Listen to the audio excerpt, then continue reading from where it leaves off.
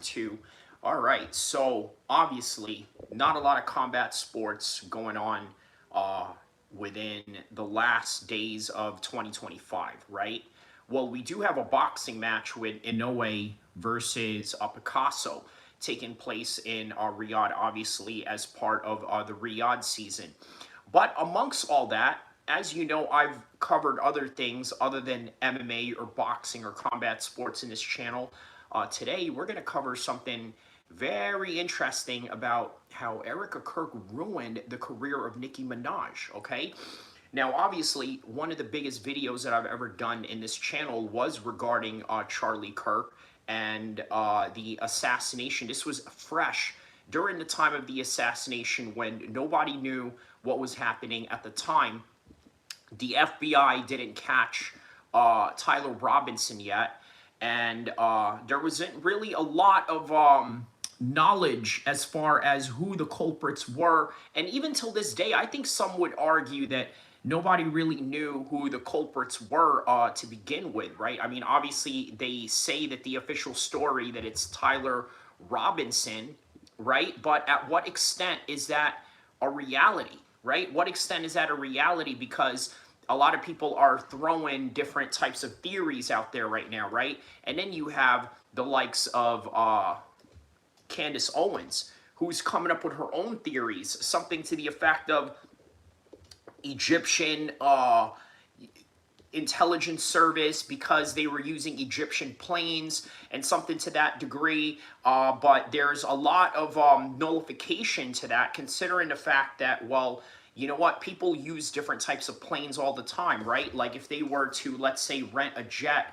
from Holland or something like that, right? The jet could easily come from either Switzerland or the UAE, or in this case, Egypt, right? So there's a lot wrong with that theory that Candace Owens is talking about. And also, look, please understand, Candace Owens, like many of us in the content creation world, are nothing more than hustlers, right? If you really think about it, that is what essentially we are. We are hustlers because what we need to do is garner your attention. Now, sometimes to garner the attention of people, okay, can range from using, you know, extremely outrageous stories all the way to stories that have some kind of plausible reality behind it. But we're going to explore all of that, and hopefully we do get some people in here for this right now. So we're just awaiting some people to get in here right now. Let's get the thumbnail going. And also, just so you know, Nicki Minaj deactivated her social media, right? I think it was her Instagram. Probably for the better, considering that her Instagram doesn't really, you know, contribute to humanity in any kind of way. I mean, if anything, it just does nothing but promote degeneracy to its highest order. But on any regard, she no longer has a social media, and in particular uh, doesn't have Instagram anymore. So let's get this thing cracking right now, and let's find out what is going on with Nicki Minaj and why her career has been shattered due to this collaboration that she did with Erika Kirk. So let's see here.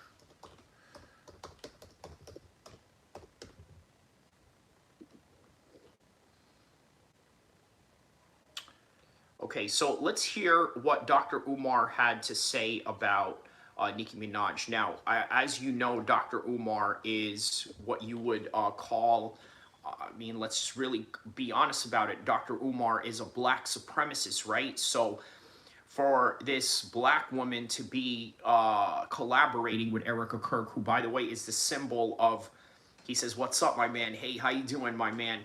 How you doing, Victory?" We're gonna talk some politics today about Nicki Minaj and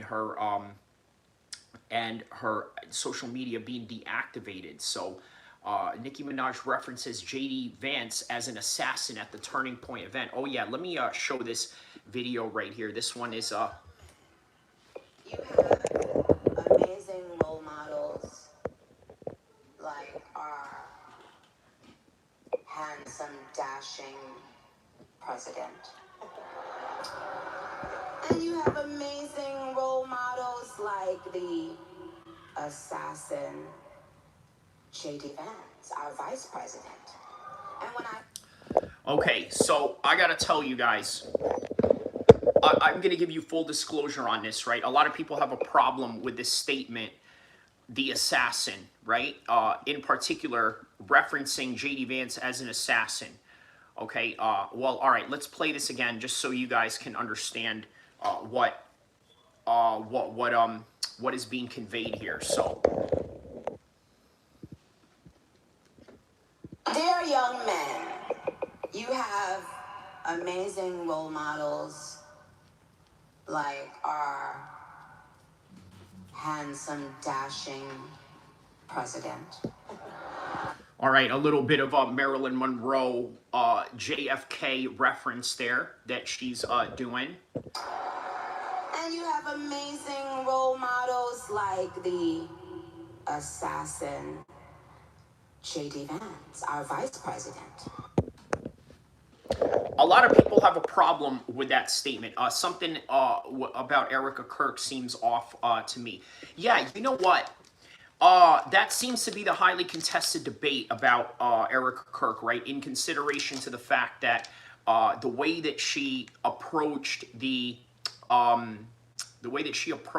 this whole entire death, I mean, it seems off and weird for a lot of people, right? And one reference, the idea that maybe, you know what, maybe this is just how white people, you know what I mean, just react to death or something like that, right? Everybody reacts to death differently in a cultural matter. For example, in Islam, if there is a death in the family or any type of death at all, that body gets buried within that week, right? Within that week. And the reason for that is to preserve the dignity of that person rather than parading that person around as some kind of trophy, right? Where in contrast, you have the Italian Catholics, right? If you've ever been to an Italian Catholic funeral, oh my goodness, man, that thing will last an entire week. They keep the body around, this, that, and the other. You know, they have it paraded around. They have it in, you know, in a showcase or this and that, and then it gets buried, right? So these are like the different cultural practices that people have when it comes to burial or mourning, right? He says, right, days after the husband was being murdered, she was doing interviews everywhere. That's a very astute observation, but I would argue that perhaps maybe the fact that she is a public figure and being that she has a responsibility for this media team of, let's say, Turning Point USA and having to keep it going, because let's be honest about this, right? Obviously, Charlie Kirk was the voice or the face of that organization. I mean, he obviously was the founder of the organization, right? And make no bones about it. But at the same time, you have to think that as soon as he died, the other aspect that they had to think about as well was the preservation of that organization, right? And how they were going to continue to cultivate that organization in a way that, you know, they needed to. He says, I also find her relationship with Trump to be very interesting. Yeah, the past, right? But I understand what you mean by that. Well, here's the thing, right? Okay, we in the MMA community, for example, you and I, there's a good chance that you and I are going to know the same people. Okay, for example, you're in Ohio, right? I don't know if you've ever trained with Cody Garbrandt or know people that trained with Cody Garbrandt, but there's a great chance that you either have trained with Cody Garbrandt or know somebody in Ohio that has trained with Cody Garbrandt, and as a result, there's that 6 degrees of separation, right? They always say that there's a 6-degree separation for every human being, right? In other words, it's one scientific way of saying that everybody knows everybody, right? So the fact that she was a beauty queen and the fact that Trump was a host of a lot of beauty pageants and things of that nature, it doesn't seem all that off that you know, that they would meet in some kind of neutral ground of some sort. So in other words, going back to the Cody Garbrandt comparison, that I talked to you about, right? You being from Ohio and me living in Sacramento, where he trained at with Team Alpha Male, there is a good chance that there is a certain level of 6 degrees of separation in that, right? So what about Kirk's dad working for Trump back in the day? Yeah, that is very interesting, right? That is very interesting. What was the dad's position? I believe he was an engineer. So that means that the father was an engineer. So that means that he was working on buildings that Trump was somehow affiliated with in some kind of way, right? I think that is a possible case. But yeah, that is yeah, I don't know how to toss that one up other than, yeah, possibly, also 6 degrees of separation, right? He's an engineer, which means that he plans on making buildings and writing blueprints for buildings. But at the same time, Trump is also a land developer, right? A landowner, has a lot of properties, right? So there is a chance that they're going to meet with each other. And the thing is that I don't want to confuse coincidences for conspiracy theories, because oftentimes what happens in a conspiracy theory is that there's a gap going on, right? Well, these gaps that you're mentioning, how is it that Trump knows Erika Kirk, right? How is it that Kirk's dad knows Trump or has a relationship with him as as what do you call it, a construction worker, right? Or I'm sorry, not a construction worker, as an engineer and as a land owner, and and things of that nature. So there's a relationship there that we can sort of fill in the gaps with, right? Like, of course, an engineer is going to have some kind of relationship or some kind of knowledge or some kind of acquaintanceship with somebody who's a landowner or somebody that is trying to develop land. And it is also possible that because he has his hands in beauty pageants, that he's going to meet somebody that is a beauty pageant contestant that ends up becoming the wife of somebody who's a very prominent political figure. Speaking of prominent political figure, Dave Chapelle went after Charlie Kirk and his supporters, right? He said something to the effect of, well, I don't think that he is MLK or anything like that. Patrick Bet David. It was Patrick Bet David that sort of had this notion to the effect of, hey, you know what? You're not as famous as MLK because you're an internet ninja.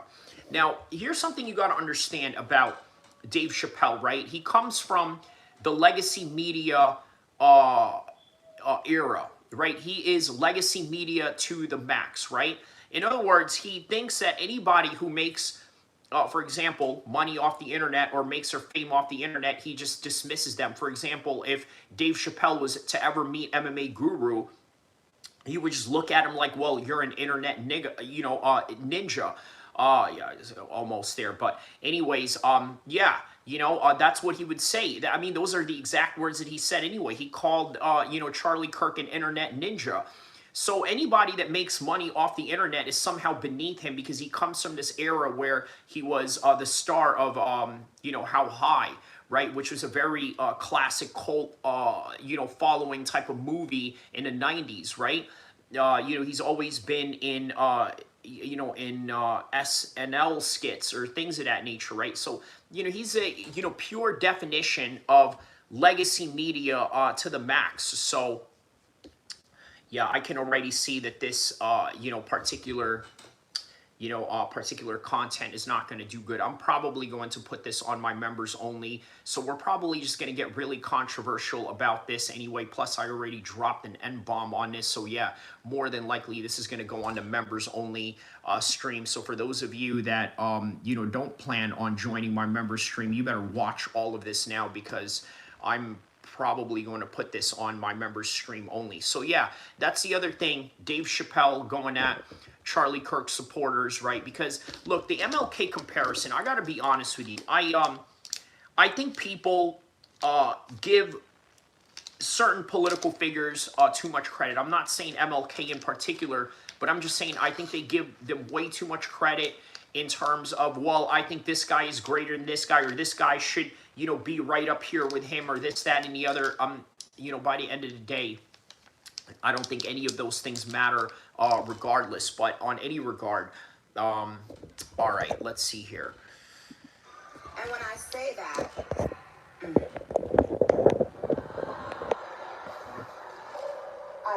trust me, there is nothing new under the sun that I have not heard. So this was right after she mentioned how J.D. Vance is an assassin. Okay, so about this, right? About J.D. Vance being an assassin. When I was in Marine Corps boot camp, I remember that the drill instructor said, listen, guys, I need you to understand something, okay?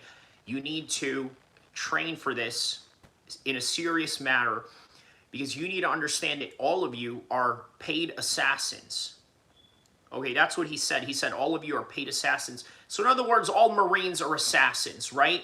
You know, it doesn't necessarily mean that he's the one that assassinated Charlie Kirk. I mean, Marines assassinate people all the time, right? Just not the people on our side, right? You know what I mean? That's just what it comes down to. So the fact that Charlie was assassinated and they wordplay around that, they're just like, you know, this is in reference to that, so this is no good, and this is in bad taste. So, all right, moving on.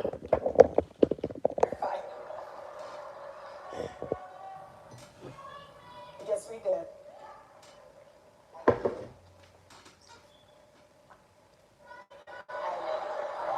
You have to laugh about it, truly. I have been called every single thing, and you know what? God is so good, you let it roll right off your back. Dear young men, I got to be honest with you, man. You know, that's quite a good comeback, right? I mean, that shows that somebody here is very much media professionally trained. Guys, hit the like button, hit the subscribe button. Otherwise, I'm just going to cut this stream right now and just go on to MMA topics. Okay, so hit the like button, hit the subscribe button, and let's get this thing cracking. So I'm going to go react to a video that actually inspired me to do this, right? One of the No Jumper employees, Poetic Flacco, he made, oh wow, NLE Chopper beef with NBA Youngboy almost got him hurt yesterday. Wow, okay, he had a gun. Wow, okay. Let's see what is going on here in the world of Pathetic Flacco. All right, so here we go. This is the Nicki Minaj thing that he's talking about right here. I knew things were over for Nicki Minaj when the fence-sitting celebrities started having opinions and started voicing it. That's usually an indicator that the industry thinks it's over for you. And the reason why celebrities may feel like it's safe to speak on Nicki Minaj and it might be over for her is because she lost a lot of her support base when she went to M-Fest. M-Fest is obviously a festival thrown by Turning Point at the direction of Erika Kirk since Charlie Kirk was assassinated. Now, Nicki Minaj sat down with Erika Kirk herself, and they had a conversation about an array of things. I think at some point in this conversation, Nicki Minaj said that black folks make white folks feel unsafe and feel like they can't love themselves. Nicki said a whole lot of nothing during this particular interview. Now, some people just have a problem with her being there, right? They have a problem with her keeping the company of Turning Point and pushing their particular agenda. One of those people being Joe Budden, who is really good friends with Nicki Minaj. He has publicly denounced her and asked her not to call or text him. And he announced he's completely done with her on his podcast today. Let's get back to it. Listen. Nicki Minaj, Turning Point USA. She went out there. You by now you've seen it. I got a bunch of phone calls about it. I bet. I'm out. I'm done. That was it. That was it. Sorry, I'm gone. I'm gone. That's it. Look, so to answer that, Marty, you said, I don't know who would ever listen to anything Nicki Minaj says. I agree with you on an intellectual level, right? However, a lot of people don't operate on an intellectual level. They operate in a very superficial level, right? So, for example, the fact that she's very famous, has, you know, a clout, has a lot of pull in the rap industry. Yeah, a lot of people are going to listen to her just based on that, right? Well, they sort of correlate everything into, okay, like I'll give you an example, right? You ever had political discussions with somebody in particular, let's say people from the medical field, right? They will somehow throw their education as a way of winning an argument when it has absolutely nothing to do with the subject matter at hand that you are talking about. But the fact that they are successful in this one avenue, somehow they believe they have the authority to speak on other subjects that are outside of the realm of their expertise, right? Well, if you want to listen to Nicki Minaj about, let's say, how to make a good rap album, right? Like, for example, if you are a rapper or an aspiring rapper and you're trying to get into the mainstream, okay, and you ask her questions of, well, how can I break into the mainstream? What are the type of songs I can do that can do that? Should I go a little bit gangster? Should I go a little bit on the dance side? Should I go a little bit on the R&B side? Or should I mix them all up? Right now, these are questions that Nicki can absolutely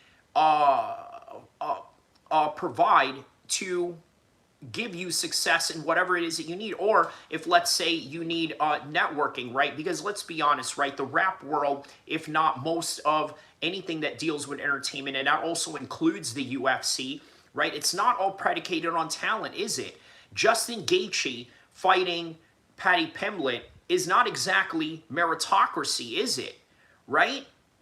He says, nothing less attractive to me than a vulgar, raunchy woman. Correct. But here's the thing, right? A lot of these simps in the hood, okay, and you guys know I love the hood. You know what I'm saying? I love, you know, my hood partners and all of that. I love all of them. I got love for them. But to be honest with you, a lot of them are raised to be simps. You know what I mean? That's the God honest truth. A lot of them are raised to be simps because they grew up in single mother homes. And as a result of that, they sort of have to deal and mitigate with the high emotions that their mothers go through due to the stress of being a single mother or just other life situations that gets them out of their element, right? But yes, these are the type of women that unfortunately a lot of urban men are taught to think that, okay, you know, this is attractive or this, that, and the other. I had a homeboy of mine, right?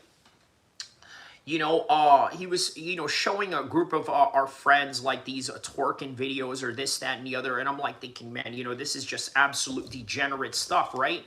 But he tosses it up as like, well, you know what, this is part of black culture or this, that, and the other. This is what they do. This is what we do. And I just look at this and I'm like, well, you know what, at some point, you know, these women are going to be somebody's mother. They're going to be, they're already somebody's sister, or if they're not, let's say a single child, they're somebody's daughter, right? They are somebody to someone, right? But unfortunately, you know, that part of the culture sort of made people think that, you know, doing stuff like that is okay, right? That it's okay to go out and twerk, that it's okay to go out and do this, that, and the other.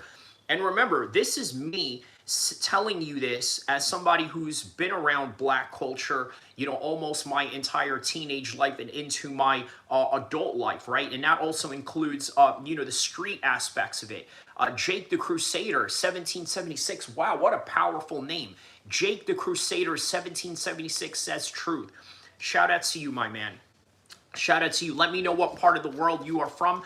I would assume you're probably from the United States, right? Like myself, I am from Sacramento, California. So, yeah, let me know what part of the world you are from. I'm sure that, yeah, you are from the United States, indicative of the 1776 on your name.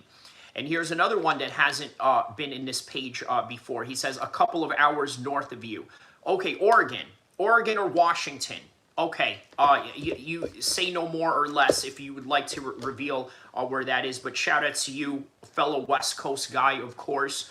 So, or is it in California or outside of California? Let me know either way. Exalted Born says, peace, real wealth ain't numbers, it's knowledge, wisdom, and understanding applied in real time. If you know who you are, the world can't tell you who to be. Elevate the mind, align the actions. Okay, very nice, very nice. Okay, like Susanville area. Okay, awesome, awesome. So Jake the Crusader is a fellow Californian. Welcome, my man, welcome. We got some fellow Californians in here. Exalted Born, let me know what part of the world you are from, brother. And Yeah, man, we're going to get into some real interesting conversations with this one right here, because not only are we going to get into conversations of let me just say this, right? It's a sociological conversation, right? Because there's a lot of interesting things that we can decipher here, right? We can talk about the ills of the urban community, right? Because even though, at times I may seem like I champion the urban lifestyle, or sometimes even the gang lifestyle, right? There's still some flaws behind it that we have to intellectually dissect. Also, on the right-wing side of politics, right, we have to analyze, is it really worth for the United States to support a certain country that I dare not mention, right? And you know what country that is. Na na na na na na na na na na na na na na na na na na na. Happy Hanukkah to all the lawyers out there that be keeping all the Muslim brothers out of prison. All right, so Jake the Crusader says, two whole different worlds, but it's starting to affect the mountain women too, huh? Two whole worlds, but it's starting to affect the mountain women too, huh? Okay, I'm having a little trouble trying to understand your grammar. Yeah, elaborate on what you mean, please, on the next comment, so we can, give it the proper response and comment that we need to address whatever it is that you're saying. But yeah, shout out to you, Jake the Crusader, my fellow Californians. So okay, let's go back to this Poetic Flacco Nicki Minaj video real quick. The Last Dance. That was the last candle on the cake. So here's the thing with Joe Buttons that you guys need to understand, right? Joe Buttons is a classic black supremacist, right? He's one of those dudes that's like the gatekeeper of hip-hop, right? Like, he's one of those dudes that thinks Eminem is a guest in hip-hop because he's white and this, that, and the other, even though Eminem is a much more successful rapper than he is.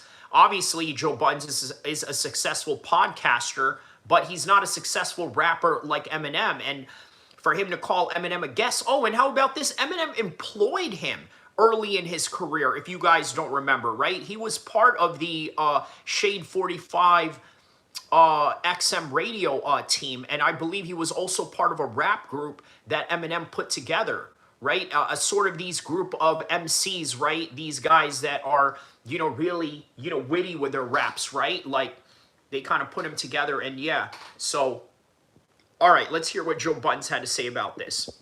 Sorry, Barbs. Sorry, Nick. Don't call. So in other words, he is disowning Nicki Minaj in this case because of collaborating with Erika Kirk. Don't text me. It is. And here's another thing too. I'm sure there's a lot of white Republicans out there that are absolutely appalled and disgusted at the fact that Erika Kirk would even entertain Nicki Minaj. So here's another thing, right? I don't know if you guys have noticed this, but Charlie Kirk has once mentioned that Nicki Minaj is a cancer to black women and in black communities, right? And then here's Erika Kirk in the demise of her husband now collaborating with Nicki Minaj, which is insane, right? He literally said that she is a cancer to the black community. And yet here she is championing her. So it's going to be coming from both sides, right? So what it is. Sometimes how y'all move around out there does have an effect on how I view you, and this was one of them things. I'd be a fool to think that you didn't consider that before you did it. I'm sure. Which just says to me that you really don't give a. I'm even more baffled. I don't even know. Exile Zio, let me know what part of the world you are from. He says that Nicki Minaj is a cancer to the black community and to black women around the world, especially in the United States, Canada, and the UK, and all English-speaking countries, right? How much of this conversation I could have.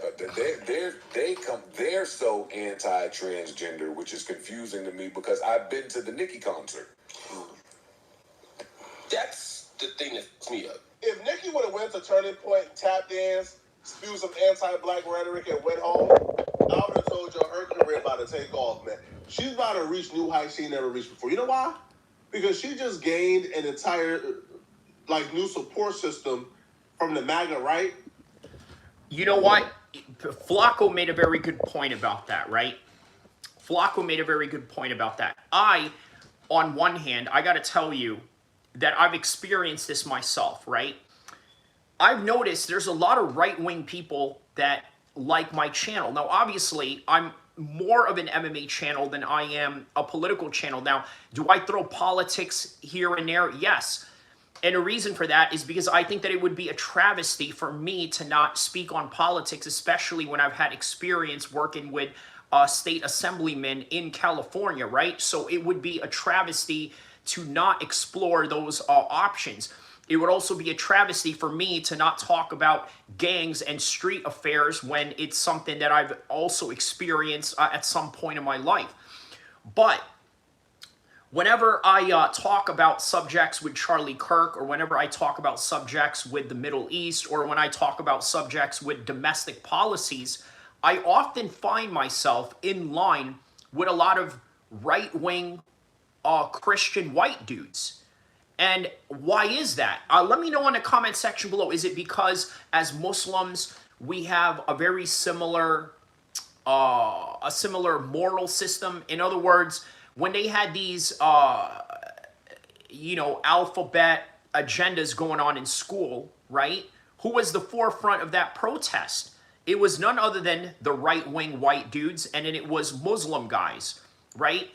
Indicative of that with Dearborn, Michigan, right? I mean, obviously now Dearborn, Michigan seems to have this friction with its local Muslim population along with, white Christians. But there was a point a couple of years ago where they were fighting to keep all of this nonsense away from the school. And you know what nonsense I'm talking about. Ludwig asks, sir, can I ask you something? You just asked me something right now, but if you'd like to ask me another question to fulfill the context of what you're looking for, please ask away. Welcome, Ludwig Berg. Let me know what part of the world you are from. It looks like a very German name. Now, I don't know if you are, well, obviously, that is a German name. You probably are of German descent, but are you from Germany, or are you from the United States, or another English-speaking country? Let me know what part of the world you are from, my man. But yes, you can absolutely ask me a question, especially if that question is going to enhance the show in some kind of way. Hold on, let me get this light going on here. But yes, ask away. Ask your question away, my man. You are more than welcome to ask your question. So I await your question as we move on with this one. So yes, Nicki Minaj more than likely lost a lot of supporters, in this collaboration that she did with Erika Kirk. Lost a lot of support. The type of support that Nicki Minaj lost was the original fan base that she had, which, let's just be honest about it, are a bunch of ratchet hood ghetto chicks, right? That's really what it comes down to. It's a bunch of ratchet hood ghetto chicks, and also some white liberal women. Let's be honest about this, right? I remember I was at, the college in Sacramento State, and I was just, at the cafeteria there, or one of the food courts, and I remember I heard this one liberal white girl saying, like, reciting a line. It's like, I don't cook, I don't clean. I don't know if it was a Cardi B line or if it was a Nicki Minaj line, but you know that rap song that goes, I don't cook, I don't clean. And she was like saying this as if she was proud that she doesn't cook or clean for her boyfriend. And I'm like thinking, you must be a really dirty ass woman. You must be a really dirty and filthy woman for you to, even do that. But anyways, not to digress. Mark Haney, shout outs to you, my man. By the way, Mark Haney, man, he should be like one of these dudes that's like from the hood, but is also like a right-wing champion in right-wing politics, right? This dude went after, well, actually, the state of California and Kamala Harris went after him due to some confusions of, gun and licensing carrying and things of that nature. I urge you guys to take a look at Mark Haney's story. He's in the chat right now. Very interesting, fella. Shout out to you. What happened to Kirk was disgusting. Oh, you're talking about Charlie. Yes. was very, I mean, it's horrible, absolutely horrible. You know what? I think it would have been even worse if, you know, Erika Kirk was there. You know, only God knows what type of trauma that could have caused, you know, in the long run. But yeah, anyways, let's get back to this one. And black folks ain't canceling nobody for being anti-black. Man, let's keep it honest, bruh. Black folks ain't canceling nobody for being anti-black. Look at Kanye, bruh. Kanye put on the red hat. Bro, we're still bumping Kanye. Here's the thing, right? I don't think Kanye is anti-black. He never said that he was anti-black, although he does say a lot of things that are quite disparaging, right, towards black people. I don't know, man. It's not, he's not anti-black, man. He's anti-something else. You see, here's the thing, right? I'm not even going to mention it. You guys know what, you know, Kanye is anti of, right?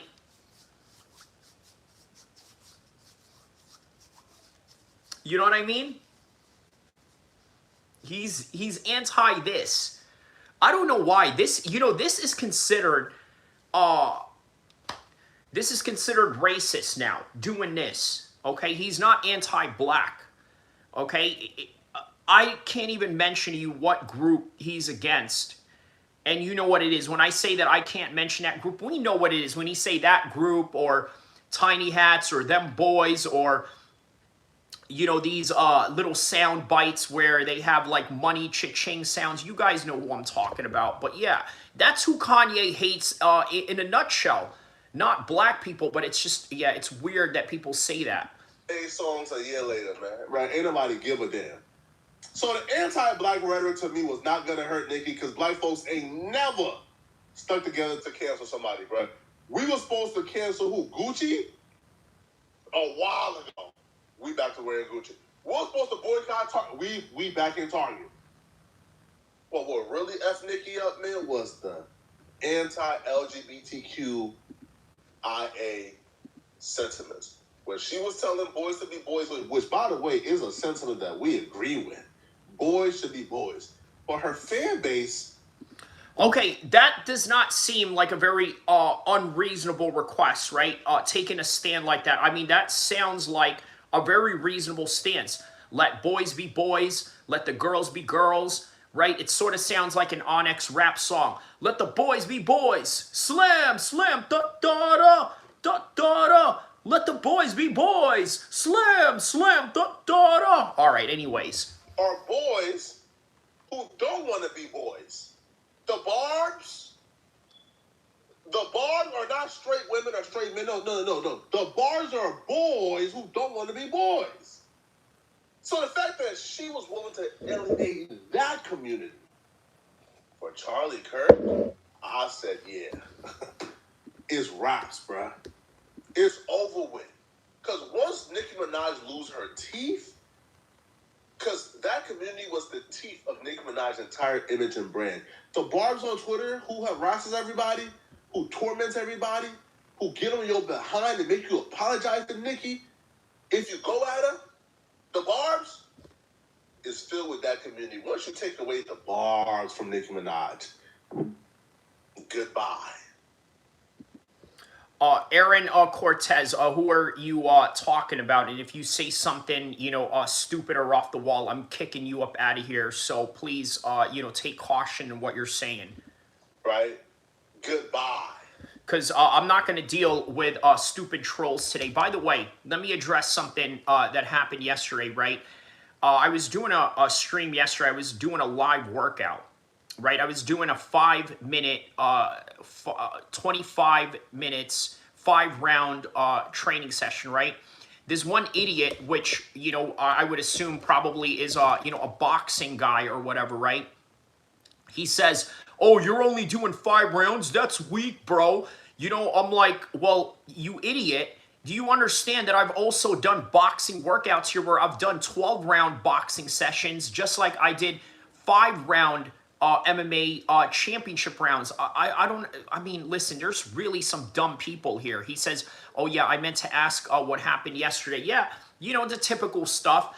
Every time I go train, I don't know what it is, the viewership goes up. every time I go train. And I think it's because a lot of you want to somehow fill the criticism void, right? You want to, and I get it. Look, there's a lot of people that gave me some good constructive criticism yesterday, right? I functions with that. I told you guys I functions with that. By the way, I'm coming out with a video addressing the trolls, right? So I'm probably going to have, you know, a little bit of a video edited package of me addressing the trolls yesterday. I'm going to add some music into it, add some clips and this, that, and the other. So it's going to be a good one. But yeah, man, the dude's talking about you're only doing 5 rounds. Yeah, 5 rounds of a championship MMA, you know, regulation. Just like what I did with boxing, right? I've done 12-round training sessions. Look, people are just looking for anything to, you know, get at you or to, you know, diss you or somehow disrespect you in any kind of way to feel better about themselves. He says, I don't understand the problem with Chapelle's personal opinion on the position on MLK. Yeah, I don't have a problem with it either. Look, I think that when it comes to talking about legacy, who had the bigger legacy, that's all subjective. So obviously, if a bunch of white people or a bunch of Republicans, okay, whether they would be non-white or white themselves, right, are going to like Charlie Kirk, okay, so be it. That's who they're going to favor, right? MLK, if there's a black person that thinks MLK did a lot, okay, so be it. Those two things can be true at the same time, but at the same time, your opinions and your sentiments of these people are nothing more than your own subjective opinions by the end of the day, right? I think Chapelle's problem was that he looks at Charlie Kirk as an internet ninja, right? That's in his exact words, right? He says that Charlie is an internet N-word, right? And here's the thing, right? A lot of these legacy people, they don't respect YouTubers, they don't respect streamers because they got put on by the industry with people that just favor them over 1,000 other people that are talented out there. Well, guess what? What does YouTube and stream culture offer? What they offer is an alternative for the people out there who did not make it in the legacy media world, right? Like, for example, you know, I have a degree in, you know, media communications and journalism, right? So that means I could go into public relations, but that means I could also go into working for a news company. Now, obviously, I don't work at a news company, right? So what did I decide to do? I decided to create my own news company, which is this, right? He says, so what if he's gay, leave him alone, huh? I don't know what you mean by that. He says, my pronouns are, okay, I'm not going to read that. Okay, you know what? Listen, I'm going to get you up out of here, okay? This Kit guy, I'm going to put you on a 5-minute timeout. What do you think of that? That's what I'm going to do. I want you to stay for 5 minutes, think about what you've done, and when you come back in 5 minutes and say something that is off the wall, I'm just going to kick you up out of here altogether. So you are on a 5-minute timeout, and I can decide whether I want to put you on a 5-minute timeout or if I want to banish you from here altogether. That is my choice. That is what I could do to you because I am the one providing service for you and you are the audience, and you better not forget that. You see, sometimes I think a lot of people on the chat, right, especially the non-regulars, right, the people that, you know, will just pop by or come back or, you know, like once in a while, if there's, you know, a controversial news that I'm following, they're going to come here. Yeah, so the casual observers, right? A lot of you guys, you think that you make the show. A lot of you guys think that you run the show, right? Like, for example, you know, you're like one guy was telling me to do like, you know, push-ups in the middle of like, you know, the live stream. And I'm like, for what? To prove to you that I'm a super athlete? I have freaking live stream videos to prove that and trophies in the Muay Thai world to prove that. I don't understand what me doing push-ups for you is going to help in any kind of way. He says, there's no substance nor conclusion of Chapelle's opinion on Kirk that actually addressed the real issues with the kick situation, that being an assassination over an opinion. Okay. Instead, Chapelle wanted to compare. Yeah, there's no comparison, right? Because If MLK was around during the internet era, don't you think that MLK would be on the internet like, I want all of you to like and subscribe to my channel. And if you can, and you want to see my dreams, join my members only. Hit the join button, right? He would absolutely do that. But obviously there was no internet in the time of MLK. It was a completely different era. Charlie Kirk is a new age modern Republican, right? I think that on the Republican side of things, you know, he was very influential with a younger crowd, right? If you look at him, the way that he dresses, the way that he, you know, understands modern culture. Obviously, he spoke on hip hop. He spoke on gang violence. He spoke on Nicki Minaj, right? So he has a very good understanding of modern culture, right? Nick Fuentes is another example of that. You guys ever see Nick Fuentes and his, you know, and his, you know, his Riz? Man, that boy got Riz. By the way, he says, by the way, I'm not right wing, just to clarify. No, I understand you, Mark Haney. Yeah, I'm not either, right? But as a Muslim, we find that a lot of our ideas seem to align with each other, right? So for example, obviously you're not a Muslim, you're not right wing, but you grew up in, you know, a very violent situation, right? And within that violent situation, it made you very pro-guns. It made you second amendment. You know, I think all gang members, to a certain extent, are second rights, you know, Second Amendment rights advocates to a certain degree, right? You would be a fool to be a gang member and not be pro-Second Amendment rights, right? That is literally, you know, the culture of gangbanging is, you know, the right to defend yourself at all times. He says, yeah, I grew up in violence and I grew up a preacher's son. There you go, right? You know, there you go. That's something that a lot of people think that if you grew up around gangs or something like that, that somehow, you know, your parents were either crackheads or this, that, and the other. I mean, there's just all types of people that, you know, are in gangs, right? Look, and he said that his father is a pastor. So here's the thing that I noticed about Norteño communities, Mark Haney, right? Because I know that is the persuasion that you come from, right? Here's something I noticed about Norteño neighborhoods or the Norteño organization period. They feel and look more like a political organization more than they are a street gang. Now, correct me if I'm wrong. Look, I got Norteño homies from, you know, Stockton. I got Norteño homies from, you know, Sacramento, you know, even some in the Bay Area, but mostly in Stockton and Sacramento where I know all the Norteños, right? Their movement, their hood, their barrio, and everything else in between, it feels more like a political organization. And that's indicative of that eagle flag that you guys have, right? If you've ever seen Norteños in California, they often have this flag. I don't know where the flag is from. I'm sure it has some kind of historical reference behind it, but it's a black eagle and the whole entire flag is red, right? And when I look at that, and then just, you know, when I study their infrastructure, right? When I study their infrastructure, yeah, that's what I notice. It's very much, you know, a political organization. He says, yeah, dude, I never said that I was a Norteño. I said that I know Norteño. I know Norteños. And there are Muslims that are also Norteños. There's a lot of Afghans and Pakistani dudes that are joining Norteño gangs, and they kind of blend in, right, with the whole long hair and everything. Well, anyways, listen, this Angelo guy, I'm kicking you up out of here. You have about 2 minutes to, you know, think about what you've done. I'm just getting your comment out of here. Yeah, listen. Yeah, this stupid comment.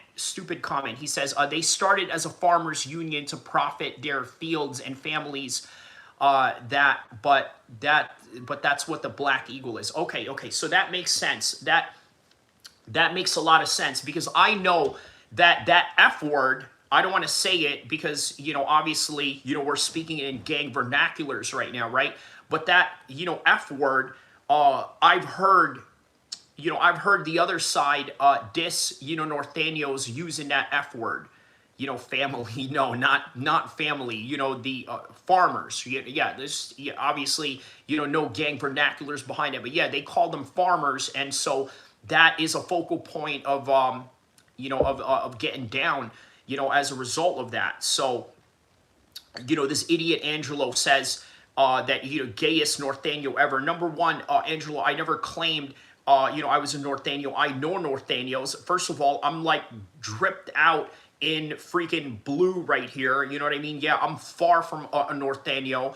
But, obviously that's no disrespect to Norteños. I know a lot of Norteños. And then he says, I mean, look, bro, you're the problem, bro. Like, people like you are the problem. He says, Norteños are the foot soldiers for nuestra familia. Yes, that's right. That's right. I've heard that.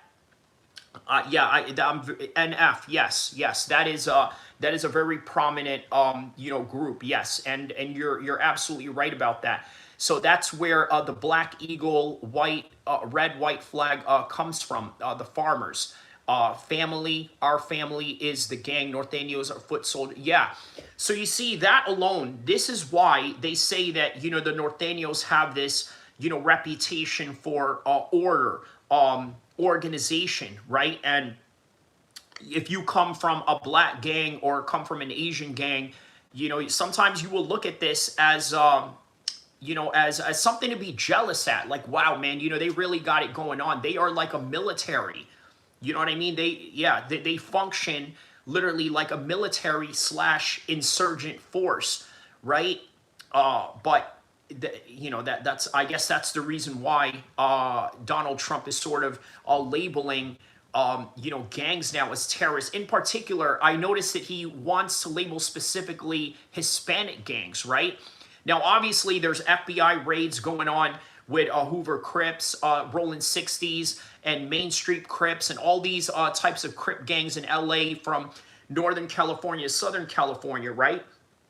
But Crips and Bloods have never really been labeled as a terrorist organization. Now, with Hispanic gangs, why is it that they are adamant in labeling them as terrorist organizations? Well, I think because of the structure, right? When you look at the structure of the Northern persuasion, even the Southern persuasion, right? Shout outs to the Southerners, shout outs to, the SAs and the Sureños, down in LA. But they really function like a military. MS-13 functions more like a military. He says, is this live from a mental hospital basement? Colin Sellers says. Now, okay, well, why would you even say that, right? Like, do you think that you're funny by saying that? Do you think, like, you're groundbreaking by saying something like that? If you must know, I'm literally shooting this from $1 million house that I own in freaking Sacramento, so I don't even know what the hell you're talking about. Like, I got $1 million house and you're over here talking about mental hospital basements and this and that. Maybe you need to go to a mental hospital basement, Colin Sellers, right? Do you feel better about yourself, Colin? I mean, honestly, do you feel better about yourself?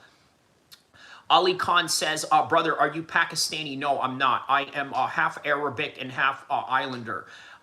Khan says, do you know, I'm not going to answer that. That's a stupid thing trying to lure me into something. You can't lure me into this.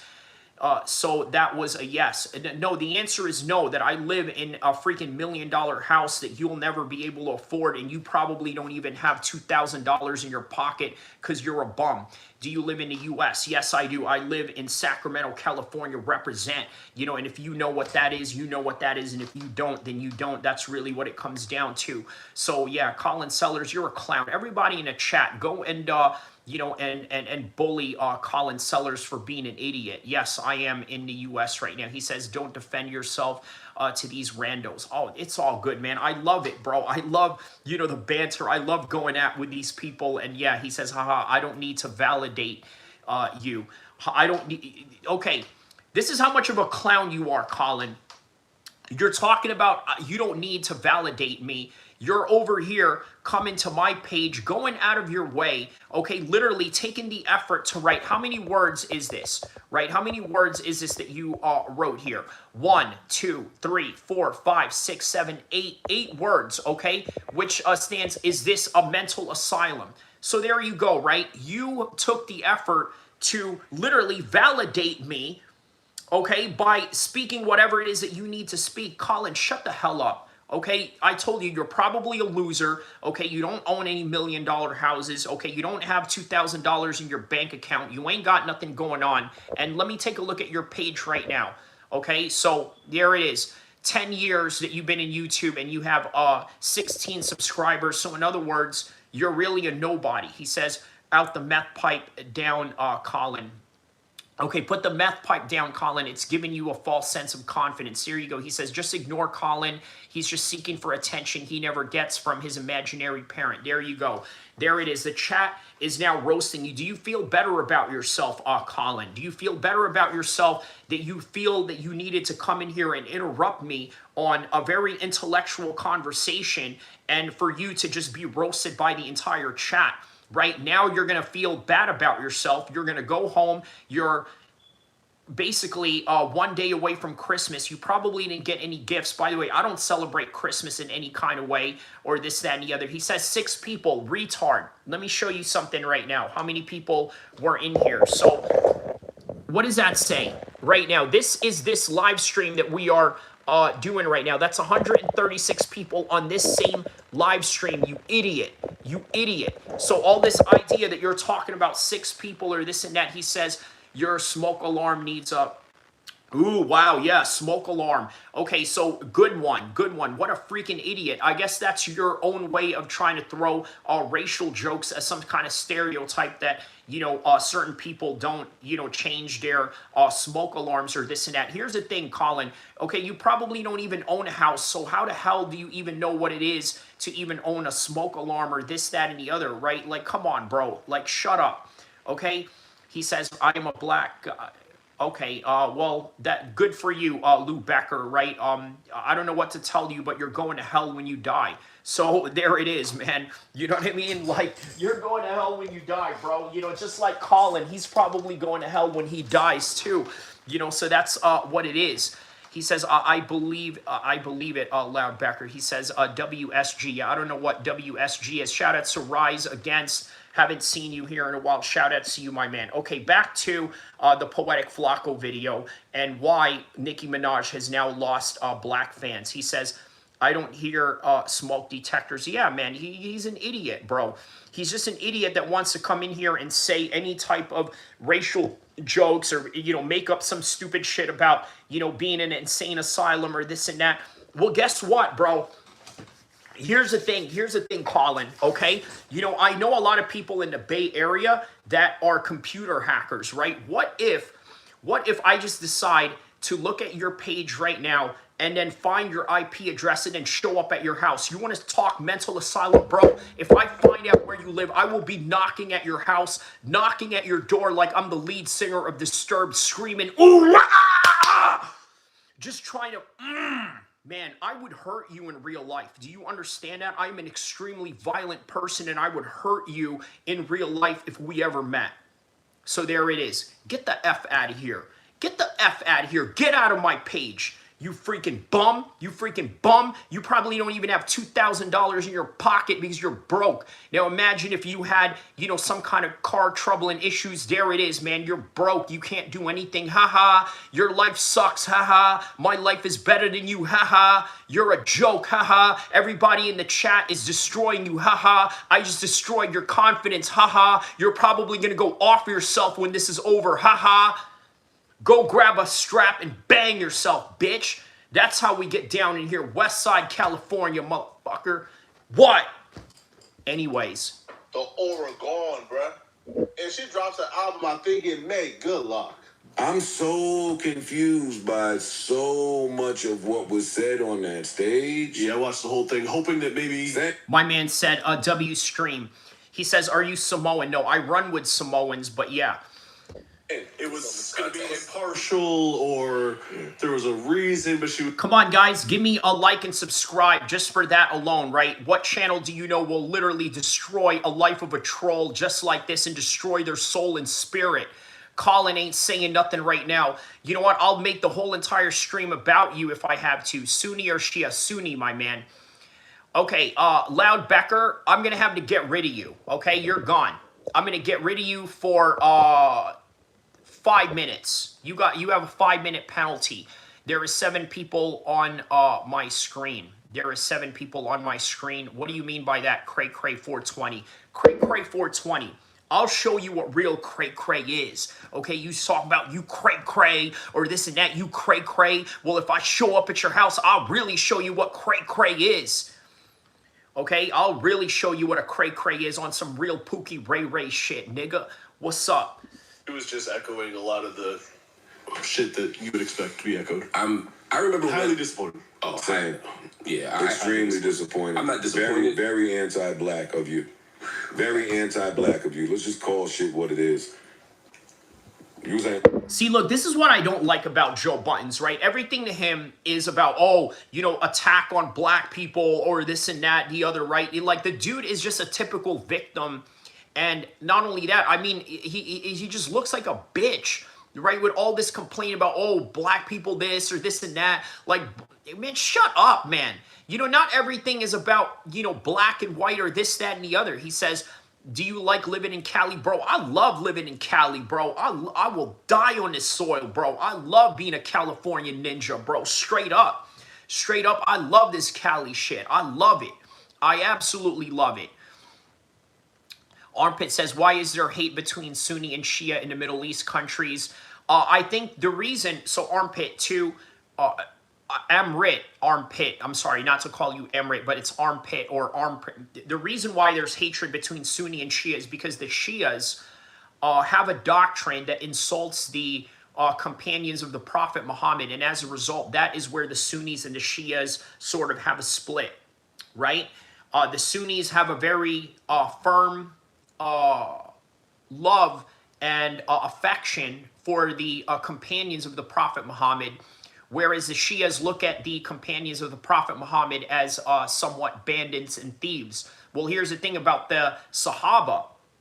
Very similar to how a lot of Muslim brothers that come out of prison, coming from a criminal background, yeah, they were all criminals before they joined, you know, the Muslim army and became one of the companions of the Prophet Muhammad. So, yeah, that is the quintessential beef between the Sunni and Shia, to sort of explain their blood and Crip-like rivalry going on. So, or in the case of Mark Haney, the Norteño-Sureño, you know, dynamic. He says, can you shout out my homeboy, Mo? Okay. Okay, Mo. Yeah, happy birthday. I'm not going to say the rest because you probably have a friend that has a fictional name. So, you know, once again, here's the idiot of the hour right now. So let's transition from you know, Colin to this idiot Chim Chim, right? First of all, why would you even make a joke about people being violated? Do you realize that? Do you realize that you're making fun of children for being violated? You need to be canceled. How about this, right? How about I go and find your IP address, okay, and roll up at your house? And by the way, bro, I'm not the police calling type whatsoever, okay? I'm going to come at your house. I'm going to show you exactly what I do to people like you or people who joke about these types of things. Is it expensive here? Yes, it is. It's very expensive to live in California. This is the reason why a lot of the gang members here do a lot of house flocking, right? The reason why they do a lot of house flocking is because it's expensive and, you know, they got to find money somehow. And yeah, but, you know, I live a pretty decent life. You know, I'm, you know, tax-paying, law-abiding citizen, and, you know, I do pretty good. So, yeah, Cali is so liberally ran that it's gone down the hill so hard. To a certain extent, yeah. Of course, it's expensive in California, yes. Clearance says, do you realize California support those type of people? Well, what does that have to do with me? Right? Like, see, here's the thing with a lot of, you know, stupid right-wing dudes, right? Every time I meet a stupid right-wing dude, either in Nevada or in Utah or in any neighboring states, you know, outside of California, they say the same thing. Oh, you're from California. Oh my God, it's so liberal there. Oh my God, everyone's gay. Yeah. That's what a lot of you right-wing dudes look like when you complain about California. Little do you know, man, California is the state of Ronald Reagan. Never forget that. Oh, no. I'm not disappointed just because I didn't. God! Come to expect no expectation. Yeah, or I expected that, unfortunately. I remember when. He says, you would love to live in Cali. Brother, I live in Cali. What are you talking about? He says, joke's on you. I'm independent, but it's about the location and who's around you. Who's around me? Okay, you want to know who's around me on a daily basis?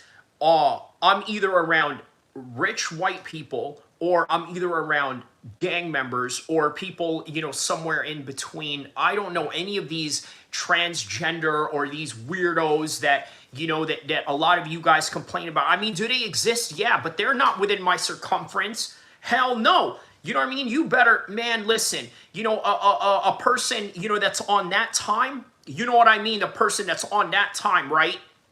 You know what I mean? A person that's on that time, they know better than to come at me or approach me in any kind of way, or to even try and flirt with me in any kind of way, because they know better. You know, I don't get, bro, listen, when I'm in the streets, when I'm in person, I give off the vibe like, listen, I will smack you right upside your head if you do anything to offend me. Because if you offend me, I'm lifting you 10 feet in the air. I don't care who just saw me, just jaw you, go call you a lawyer, buy you a, throwing some little M&Ms there. He says, time, bro. Guardian says, hey, bro. No, my words don't mean much. Just hoping you have a good day and don't stop being who you are. Hey, yes, thank you, my man. Shout out to Guardian. That's what I'm talking about. Now, look, is it so hard for you abused children that turn to adults give somebody a compliment? Is it really that hard? Like, do you really have to live in a world where you have to be negative? Because, hey, listen, if you want to get negative, I could really get negative with y'all. You know what I'm saying? I could really get negative with y'all on some real gangster Cali shit. Clearest Place says, your attitude speaks for you. Sounds like a narcissist and bad people. Your attitude speaks for you. Sounds like a narcissist and bad people. I sound like a narcissist? In what kind of way? He says, I give compliments all the time. G-Man, shout out to you. He says, positive always means a lot, brother. Guardian. Yes, shout out to Guardian, man. He says, too much negativity nowadays. Yeah, I agree. There is a lot of negativity nowadays. But at the same time, here's the thing, right? I always get these people that talk about, oh, you know, you should never go out there and harm your own people or this and that. You know, basically these anti-gang people that talk about you shouldn't go out and kill your own kind or this, that, and the other, right? Well, I look at it like this, right?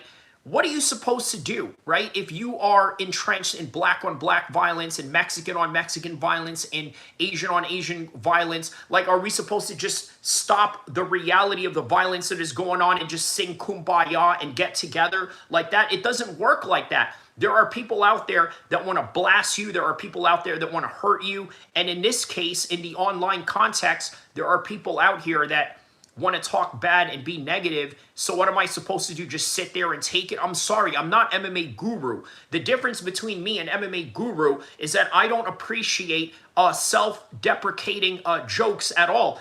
MMA Guru will sit there and make self-deprecating jokes about him. Oh, look at me, I'm fat, or this and that, or I'm an incel, I haven't gotten laid, or I ain't with all that, man.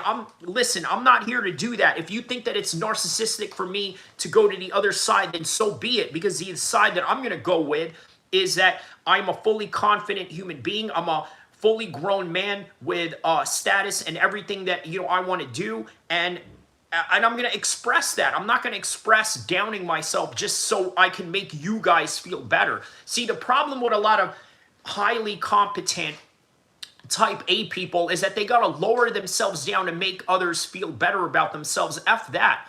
You know, you either get on my level, learn to feel better about yourself, or, you know, don't throw your projections at me by throwing negative connotations. He says, and you threatening and doxing someone isn't a good representation of your character. I don't care.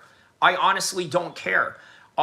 if you are going to attack me in any kind of way, you better believe that I'm going to attack you in the most vicious way possible, whether that's verbally, physically, spiritually. I'm going to break your soul in any kind of way that I can, and that's just really what it comes down to.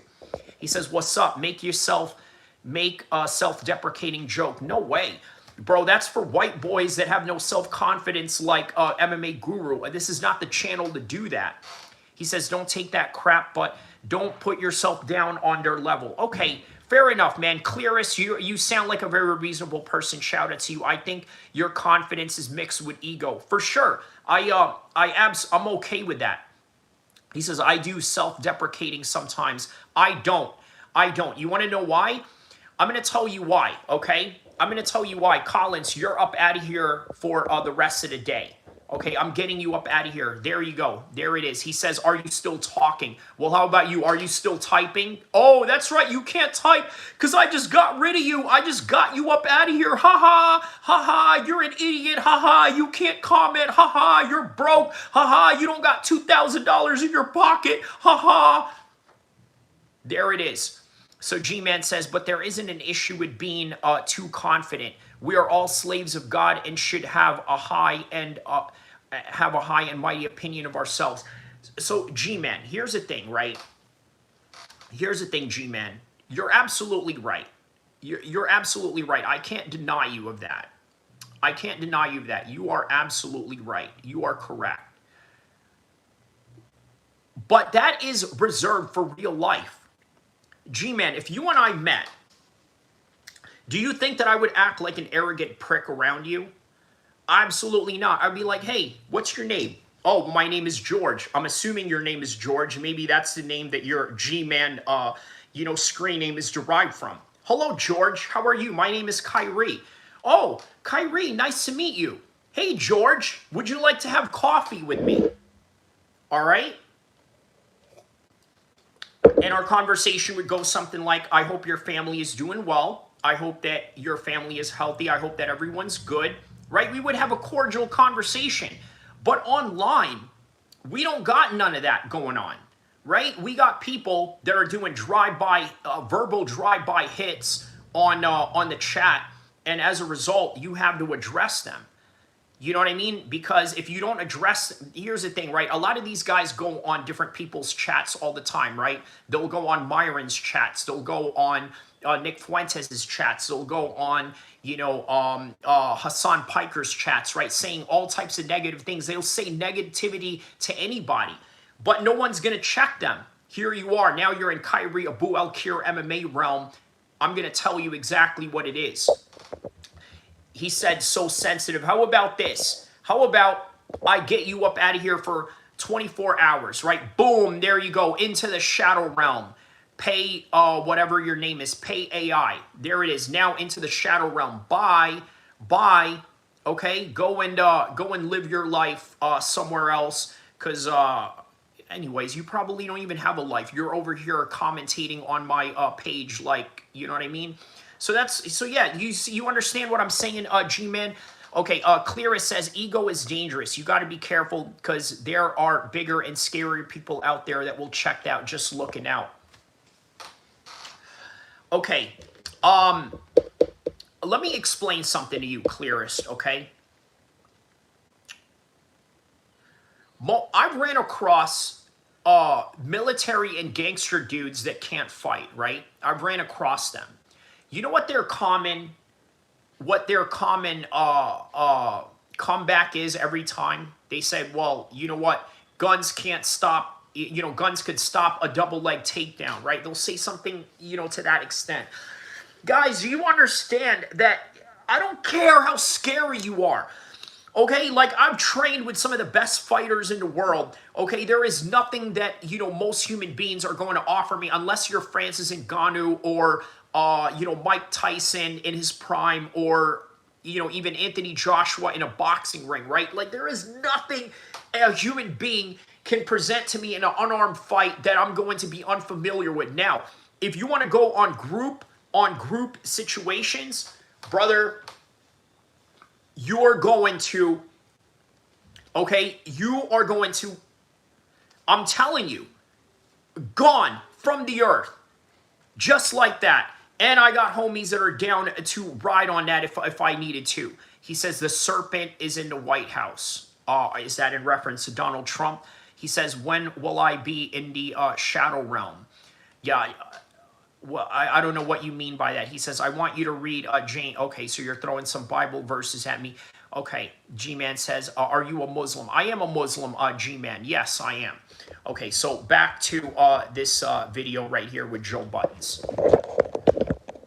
When I first criticized Nicki a couple months ago and I said she's doing these MAGA talking points, she sounded like a MAGA person, and the Barbs came after me like, why are you saying she's MAGA just because Salaam alaikum wa rahmatullah wa barakatuh to you, G-Man. She cares about X, Y, and Z. Is she MAGA now? She's at a turning point conference. She's talking to Charlie Kirk's wife. Talk about how handsome Trump is. How handsome Trump is. No, she went crazy. She just called J.D. Vance an assassin, which is a weird thing to say. Crazy. To a woman whose husband was just assassinated. That was a very awkward. You could 30 any seconds. other word, right? It was like, oh, what is happening here? Didn't she all little girls mattered when Yes. talking about that? It was a hot ass mess on that stage. It was. That's exactly. Like there's no way to sugarcoat it. Right. I'm done. I'm off.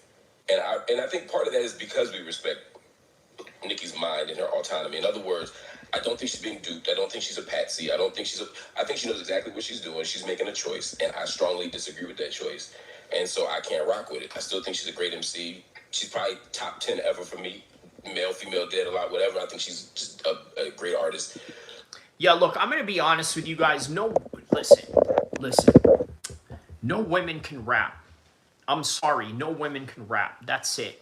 You know, there's not a woman that could rap. Look, like, can they make good songs? Yes, but could they rap? Like, you know who can rap?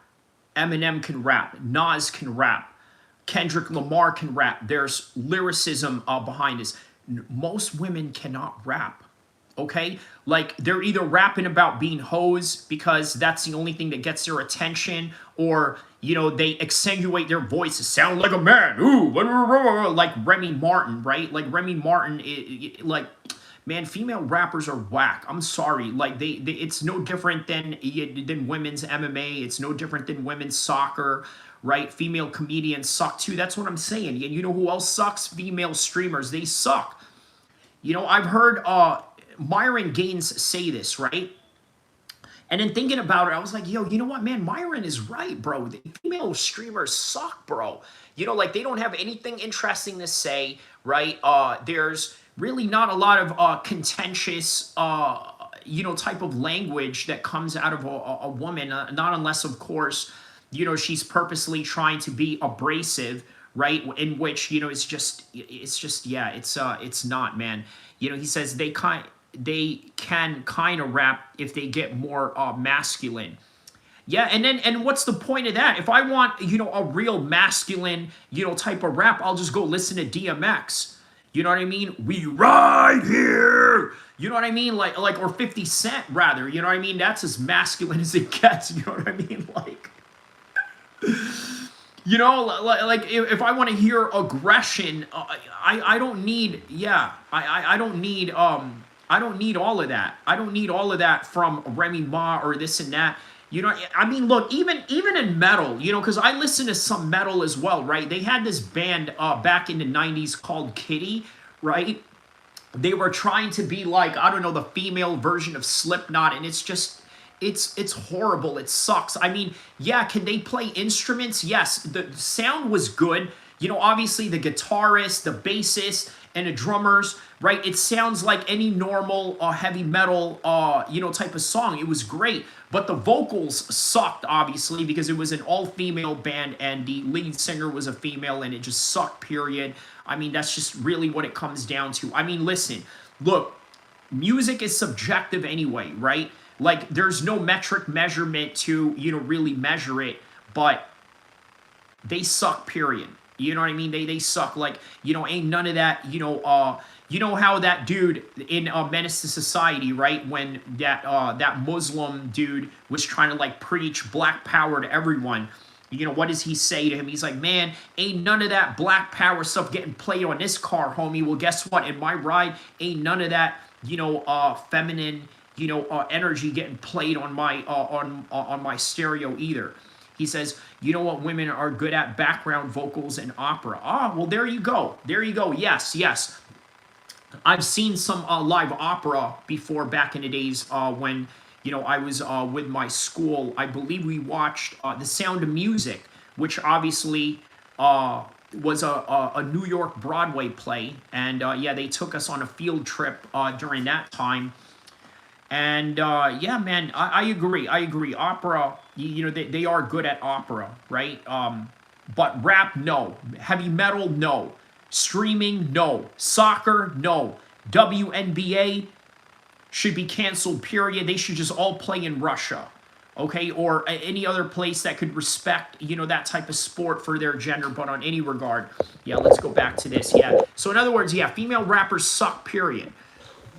But the choice she's making in He says, say, yeah, man, one more time, I double dare you. Yeah, man, okay. I don't understand what you mean by that, but okay. life are stunningly disappointing. Over the course of her career, although over the last year, it's exactly on brand what we would expect. I don't think what she's doing is genuine. I don't think Nicki Minaj genuinely in her heart believes anything she's representing or saying. I agree with that. Listen, I 100% agree with that statement. Let's replay that again. Nicki Minaj genuinely in her heart believes anything she's representing or saying. I think Nicki Minaj came here illegally. Nicki Minaj overstayed her visa. Nicki Minaj understands that this administration ain't playing that. Okay, so, wow, okay, I didn't expect that part. Yes, I know that she's a foreigner. Nicki Minaj is not American. She's from Trinidad. So as a result of that, yes, okay, that could be a possibility, that she could get kicked out or whatever, especially with this kind of administration. But the part where he said that I don't think she really believes in anything, listen, that's really the truth behind it, right? Look, here's the thing, okay? Certain people don't have political ideologies until they are married, okay? And out of those two, who do you think is the more politically charged, the man or the woman? You answer that question yourself right now, right? So yes, I absolutely agree that there is no belief in anything. There is no rhyme or reason or political persuasion as to what is, persuading her to do this. Or yeah, it's just it's an opportunistic venture that she's doing. There's no belief or political zeal behind any of this. I agree with Flacco on that one. And if you have a green card and you came here illegally, now I don't even know if she has a green card. I would assume she has a green card since she's still living here. But she's not married. And she came here illegally. And she's been very vocal and honest about coming over here illegally. And she even said it's a shame she don't have a citizenship yet. So okay, so yeah, you don't have a citizenship because you're probably low IQ and too stupid to even pass the immigration exam. I mean, look, to be honest with you, a lot of you who are Americans would fail the exam in being a citizen. Let me see. Questions they ask. Questions they ask on U.S. citizenship test. Okay, let's take a look at that, okay? What are some questions that they have, civic questions, okay?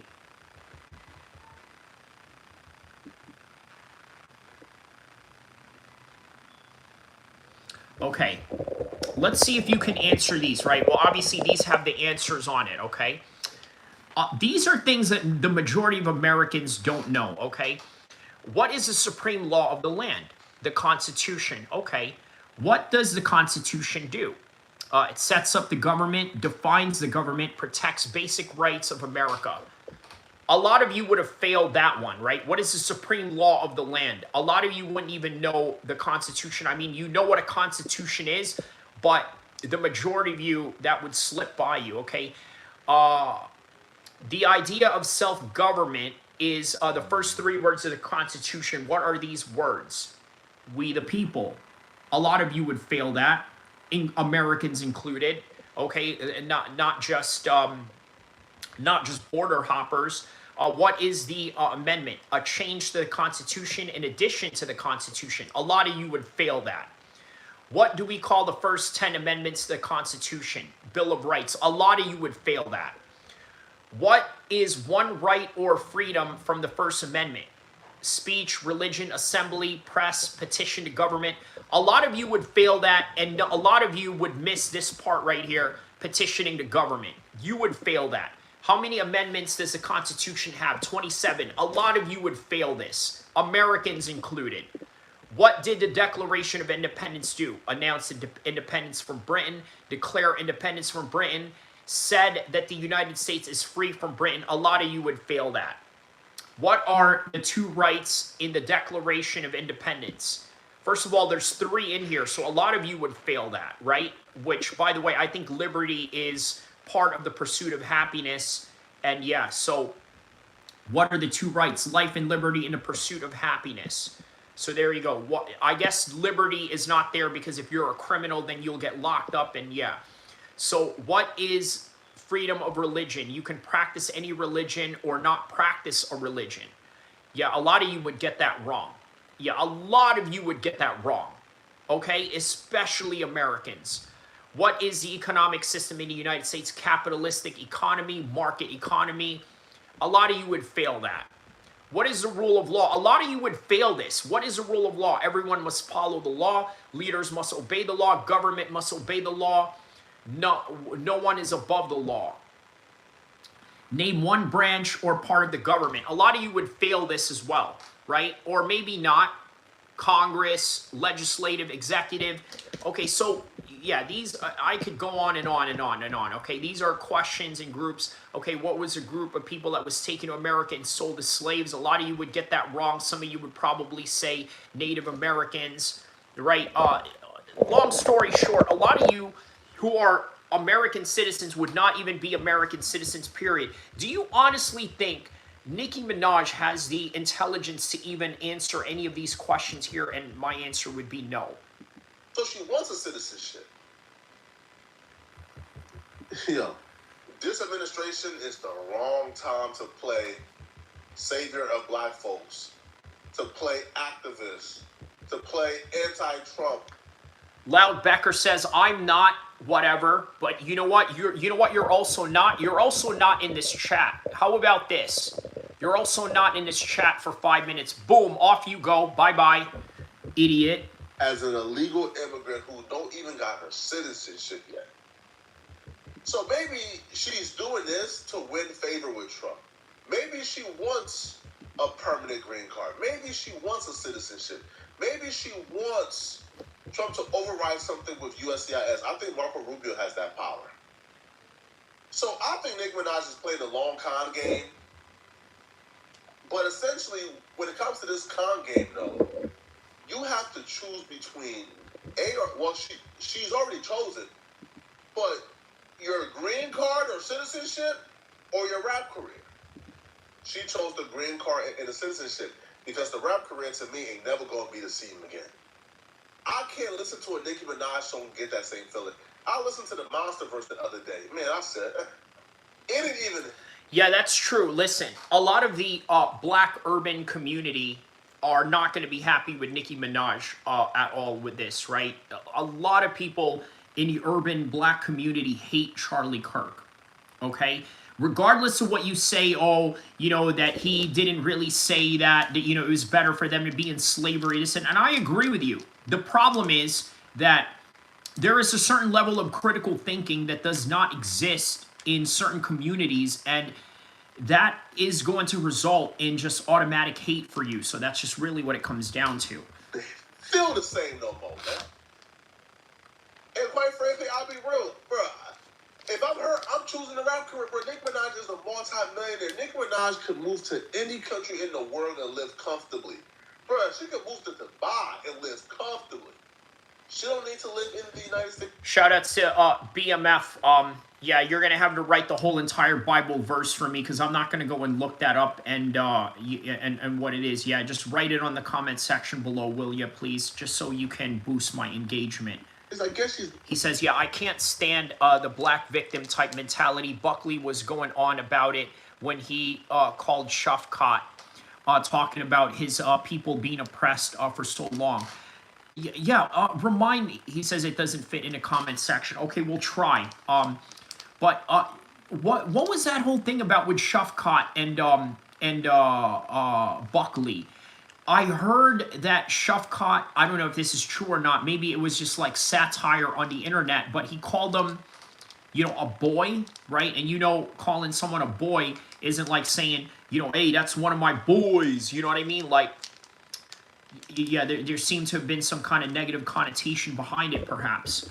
Been here all her life, so that's the only thing she knows. But selling out to this extent for a green card, man, is even worse than popping coochie for a green card and getting married. I guess where my brain be stuck on is an ounce of black is black enough for me. A drop of black is black enough for me. Okay? So when you stand next to certain people that have made their agendas very clear as it pertains to black people, then that means you're complicit. Yes. Or in agreement. Okay. If you're not in agreement and you look like you in agreement, then you're complicit. You're complicit. So either way. And it's hurtful when people take all of that equity built in blacks and do that with it. Maybe they don't view that drop of black like you do. Still right. I don't know. I'm not making everybody. Victory says, any of my fellow Israelites become poor and sell themselves to you, do not make them work as slaves 40. They are to be treated as hired workers or temporary residents among you. Okay, then they and their children are to be released and to go back to their own clans and property of their ancestors. 42, because of Israelites are my servants whom I brought out of Egypt. Okay. Okay. BMF said, you also buy some of the temporary residents living among you and the members of their clan born in your country, and they will become your property. You can bequeath them to your children. They must be sold as slaves. 43, do not rule over them ruthlessly, but fear God. Your male and female slaves are to come from the nations around you, and from you buy the slaves. Okay, so that is what is in the Leviticus. Okay, got it. Everybody don't rep black. Black is not a monolith. Everybody don't rep it the same way. I'm only talking about my views in terms of people that I rocked with stamping something a little too hard for me. I can't. So then I wouldn't be able to sleep at night. I can't watch that and then we on the text on are you nuts? You don't know me or my family. This got on this the has stage. Greater ramifications than any one of us. They talking about listen, all of it is a campaign. I mean, if you know what they're doing, if you thought Trump was bad, now they're talking about the Vance Kirk ticket. And you know what they're saying out there. I'm not even a political man, but I know what they're saying out there. So, Vance just went up there and was like, now we no longer have to apologize. Now, now we don't have to apologize for being. We don't have to be guilty or apologize for being white. Since when did white people ever have to apologize for anything that they... Yeah, look, I gotta be honest with you, right? Now, look, I'm not a big fan of Joe Buttons or his people, or when I mean his people, I mean like the people in his podcast, not to be mistaken or clipped out in the wrong way. But yeah, even though I don't agree with them or don't like them, I have to agree with them on what J.D. Vance said, right? Like, yeah, I agree, right? What was the point of J.D. Vance saying that, right? Oh, well, it's now okay to be white or this and that. Like, I don't know, man. Like, I feel like J.D. Vance does not need to say that. If you're a vice president, you don't need to say that, right? If you, look, J.D. Vance should know better, right? If he was, let's say, to stay in the Marine Corps and, eventually become an officer, right? Because obviously that would have been the trajectory that J.D. Vance would have gone into in the Marine Corps. I know that he went in as an enlistee, but eventually he would have became an officer due to his college credentials and also you know, his credentials in, you know, in other parts of politics. But if he was in the Marine Corps,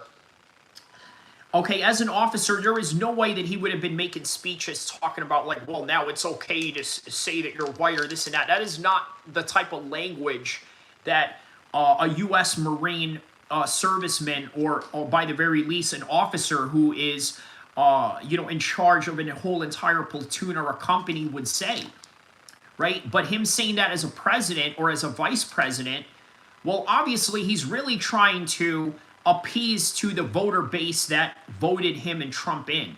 I mean, that's really all there is to it. I don't agree with that statement at all, right? Like, look, do I agree that white people do get discriminated in certain parts of the United States, especially if, let's say, you are in Atlanta, right, where it is, you know, majority black, or Chicago, or maybe even parts of the South where it's more black than it is white on the opposite side of town?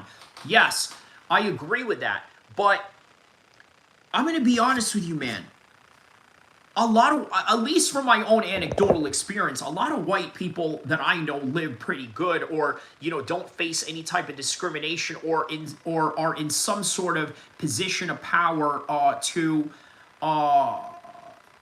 either influence or to somehow create jobs for other people, right? So I don't, yeah, man, I don't know if I can really buy that whole thing where, okay, it's not okay to be white. Yeah, I just think J.D. Vance is saying that for his poor, you know, white rural supporters. That's really what it comes down to. Mark Haney says, I'm Mexican and Irish. Okay, very interesting combination. That means you got a hard chin. You know what I mean? If you're Mexican and Irish, for sure you have a hard chin. Look at Canelo, right? He's literally Mexican and Irish, and, you know, no one has been able to knock him down. He says, yeah, I've noticed Mexicans think I'm racist at work. Black people have told me I can't have certain opinions because I'm white. Huh. Well, I think your Mexican side would probably beg to differ, though, right? Mark Haney, I think you would, you know, agree to that, right? Like, your Mexican side, probably. And look, here's the thing, right? You as a Mexican, and being half Irish and Mexican, you probably look more white than you do Mexican, or at least Paisa, right? Let's just, you know, really call it what it is. You look more European than maybe you look, you know, Paisa or native, right? I think that's a fair assessment to make.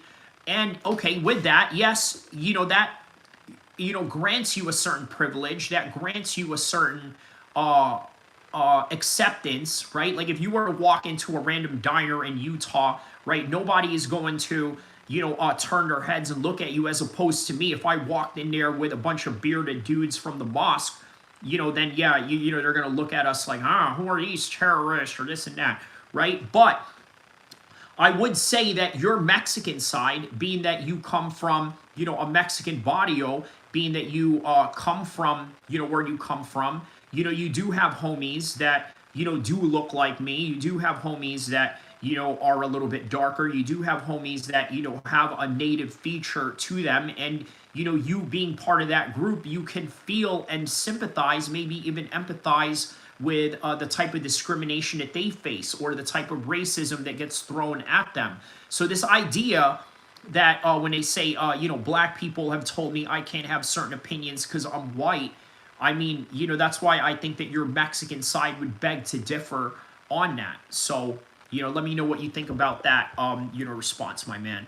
They've done the United States throughout the world. To me, that's what's more dangerous than anything else, is Nicki Minaj stamping and co-signing white nationalism in his rhetoric, and they now have a token to say, we're not racist. Even the black people agree with it. Now, there are two sides of coins, because when you say to the average American, hey, what do you think they mean when they say, you don't have to be afraid, you don't have to be ashamed of being white anymore? The average white person would tell you, yo, during cancel culture, yo, if I said, yo, I'm proud of my heritage, I'm proud of being white, I got canceled and labeled a white supremacist and a nationalist, when no, I'm just a regular person who's proud to be white. You know what, Mark, and you understand this, right? You've probably been around Packer Woods and this and that, right? Listen, Packer Woods, it doesn't get as, any more gangster than that. These guys are openly out there with swastika tattoos. And believe it or not, these same guys, they also function and have had, I'm not going to say affiliations, but, have had a working relationship with other gangs, right? Black gangs, Hispanic gangs, more importantly, right? Hispanic gangs, at least on the southern side of things, they seem to really be aligned with, Peckerwood gangs, right? Now, here's the thing. We in the gang world, do we look at Peckerwoods and say, well, you guys are racist, and we're talking about white boys with swastika tattoos? No. You know what? A lot of us don't look at them as racist. We just look at them as like, well, you're white, you're in a state where there's a lot of ethnic gangs surrounding you, so you have no choice but to, ride with these guys, and it doesn't necessarily mean that you're racist, but, you got a little bit of a gangster side to you, so, you can't, but, there are white guys that join black gangs. There are white guys that join Hispanic gangs. I mean, obviously, there was a big movie about it, right? Blood In, Blood Out, where you have, somebody like Mark Haney, who is Mexican and Irish, that, joins these gangs, right? You got Lefty Gunplay, whose real name is Frank Holiday, right? But he's in a Mexican gang. He's a Sureño, down in West Covina. But he's not even Mexican. Also, his mom is Guatemalan, so he's half Guatemalan and half white. But, man, that's what I'm saying, man. It's just, we don't look at them as racist or anything like that. They're just proud of being who they are, right? On the black side, man, they're proud of who they are. They're proud of being, who they are. The Mexicans are proud of who they are when they say the raza. You know what I mean? They say it with their chest out like the raza. You know what I mean? Like you really feel that in your soul. When they go black power. You know what I mean? Like they really feel that in their soul. There's nothing wrong with that. And then there's other salutes also that, I dare not do, that they do. But yeah, believe it or not, in the gang world, they don't look at that as like, oh, you guys are, but in the mainstream world, that can be construed as, well, if you're proud to be white, then you're a Nazi, right? So that's literally what he's talking about there. Victory says, black people act like they're the only race of people that have ever been enslaved. I think a lot of them actually believe that. You know what it is? Okay, that's a very good point, Marty, okay? Here's what I will say, right? In the recent times, in the recent history, let's go with the word recency bias. I think the word you're looking for, Marty, is by recency biasness, right? Recency bias is the word you're looking for. Slavery in America ended in 18-something, right? After the Civil War. So the late 1800s. That's close to home, right? Now, have the Irish been slaves? Yes, but we're talking about long time ago, right? Have the Egyptians been slaves? Yeah, in the biblical times. The Hebrews, have they been slaves? I think that's who I probably meant. The Egyptians were actually the slave masters of that era, but these are all deep within history of, centuries upon centuries, whereas with this, you're sort of dealing with a recency bias time frame. And also, not to mention the fact that their slavery has vehemently affected their family bloodlines,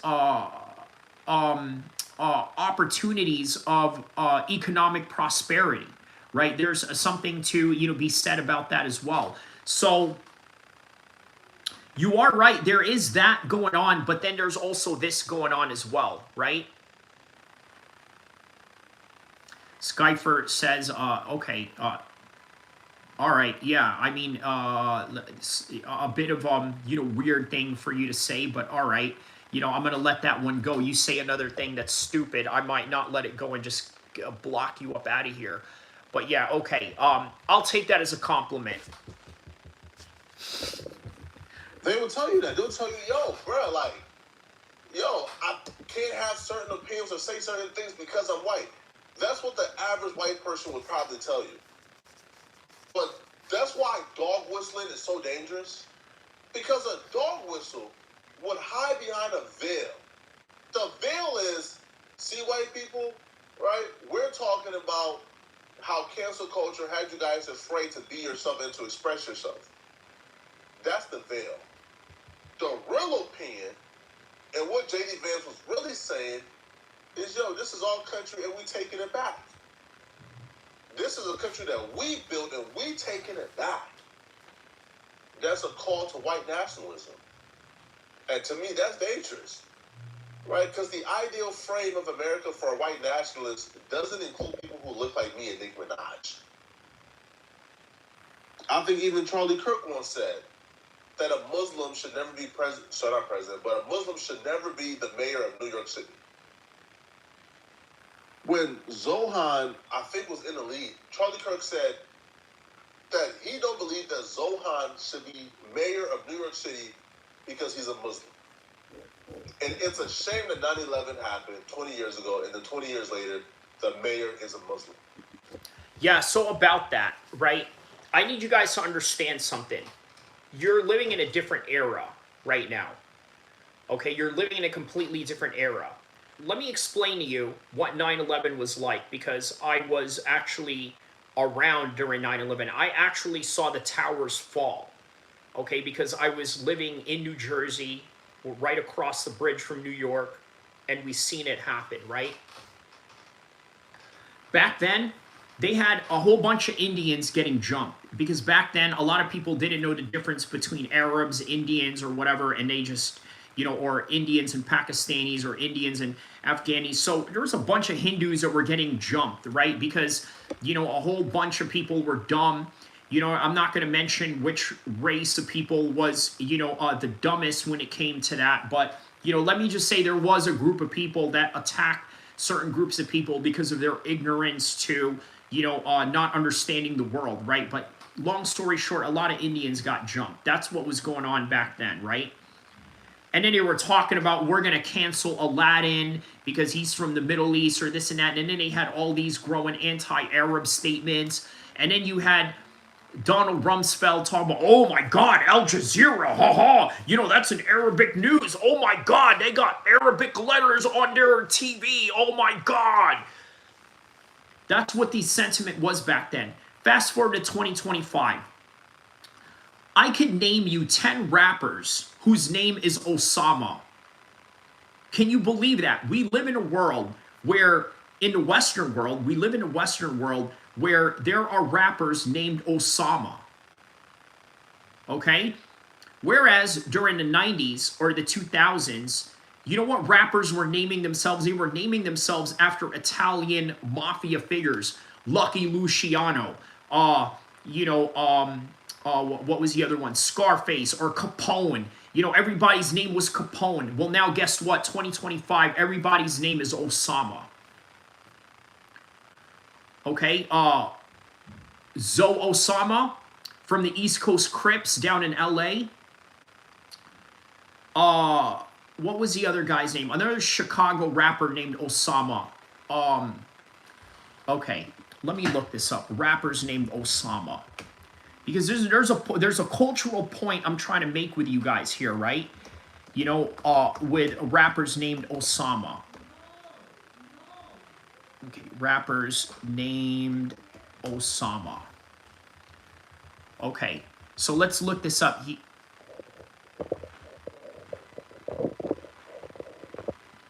Okay, Loud Becker, you're up out of here. Here we go. Okay. Okay, so several rappers use the name Osama in their stage name. More importantly, Little Zay Osama, Chicago drill rapper, Didi Osama, Naughty Osama, Osama's son, and then Dex Osama, and then Zoe Osama. Okay?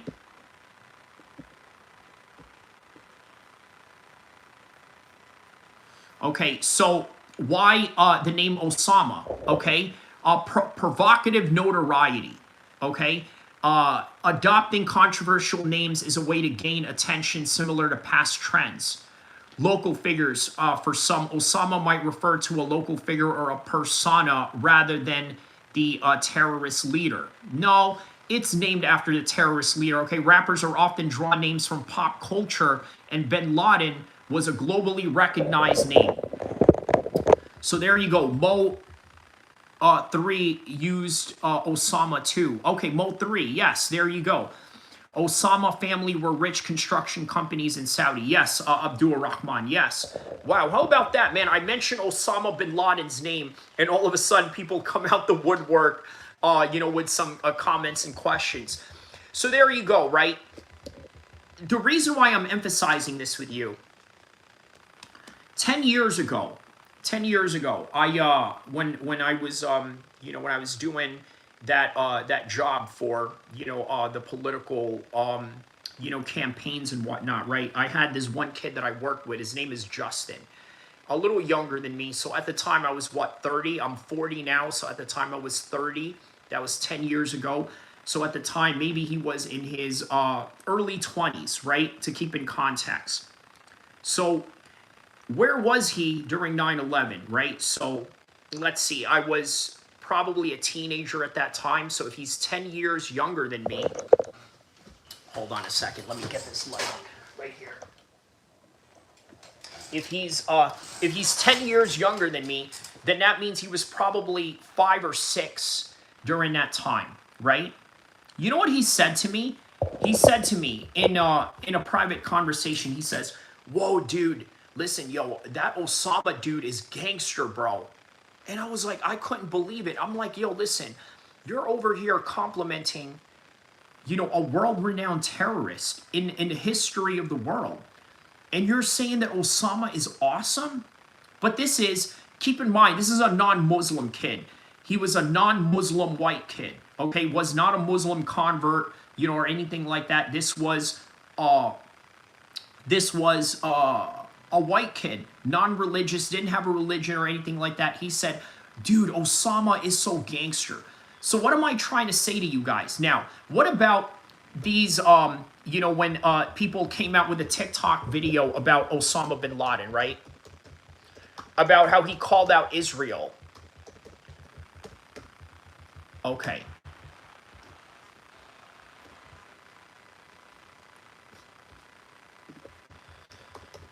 Because what it seems is that this generation seems to be really sympathizing with Osama bin Laden. This was 2 years ago. Let me play this for you, okay?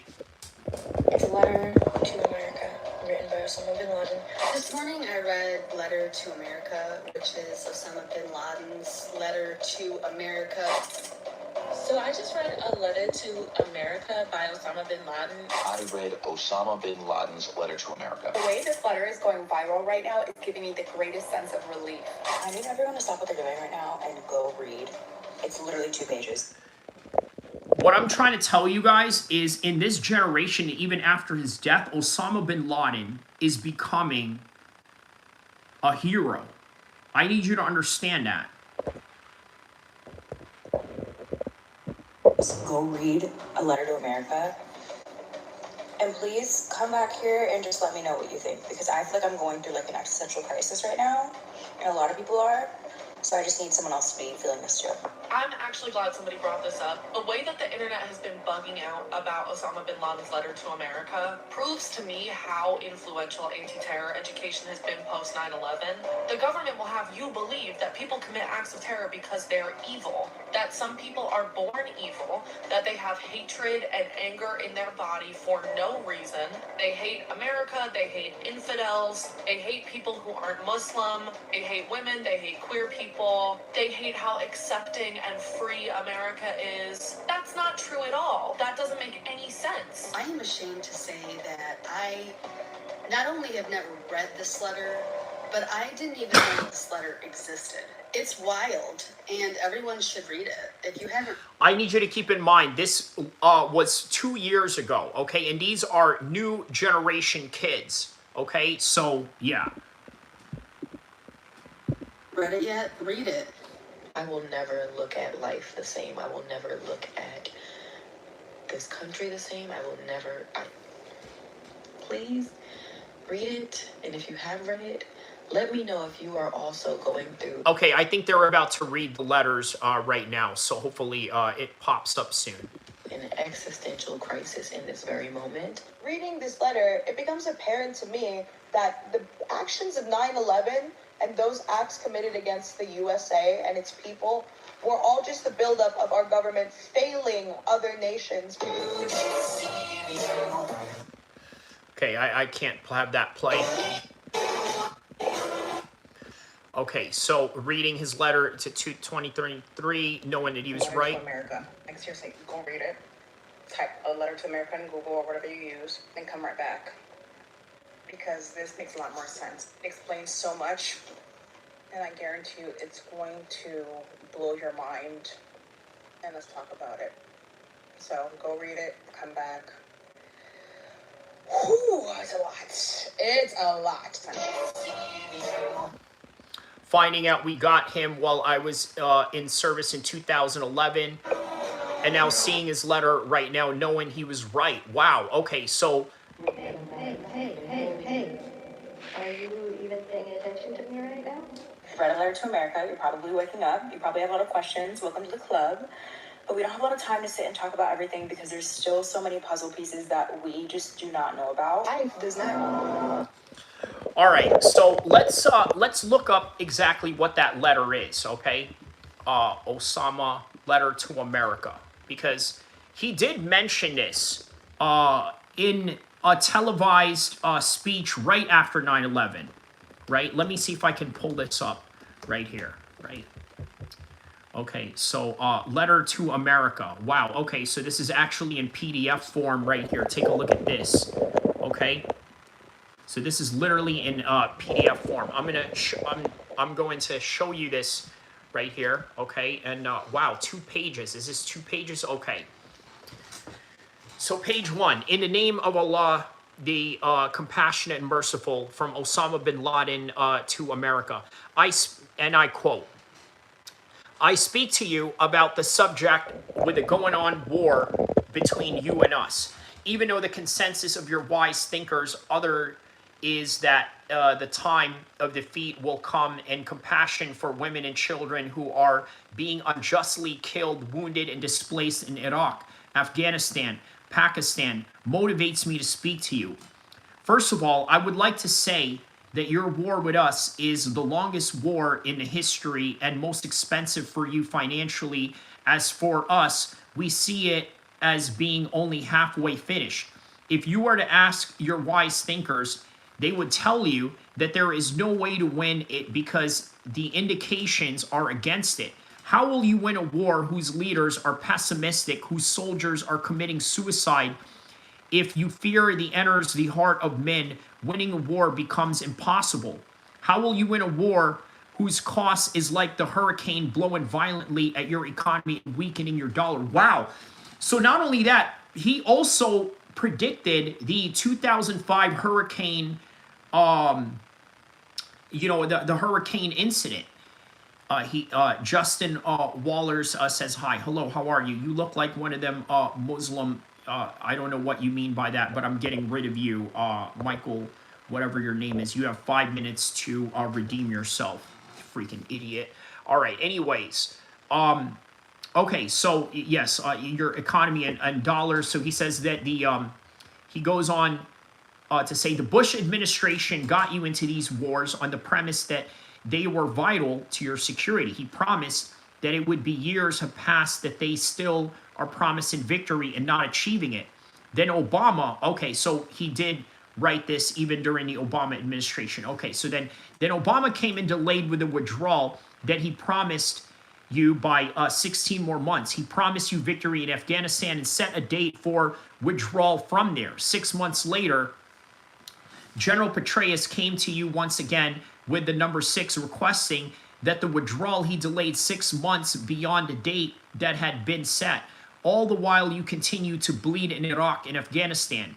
You are wading into wars with no end in sight and no horizon, which no connection to your security, which was confirmed by the operation of Umar al-Farouk, which was launched from the battlefield and could have been launched from any place in the world.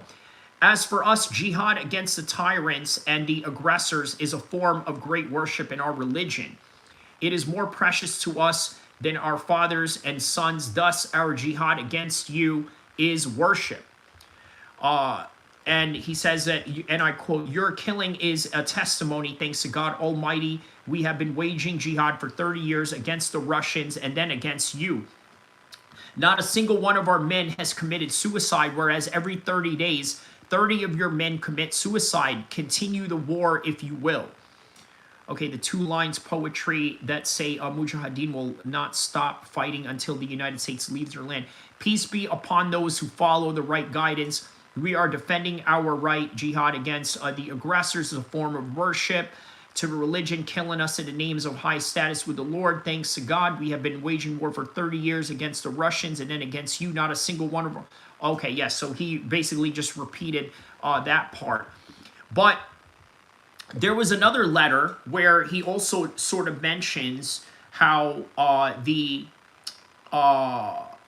certain people of the Middle East that are not Muslim were also sort of perpetuating these problems. But yeah, there you go. That is the reality of of that particular subject matter at hand right there.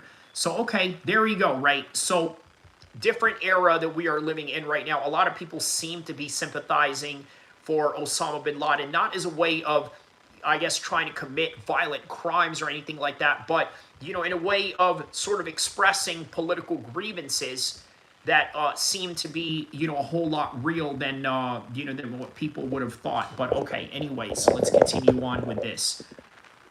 He didn't attack his philosophy, which he could have. He didn't attack anything else.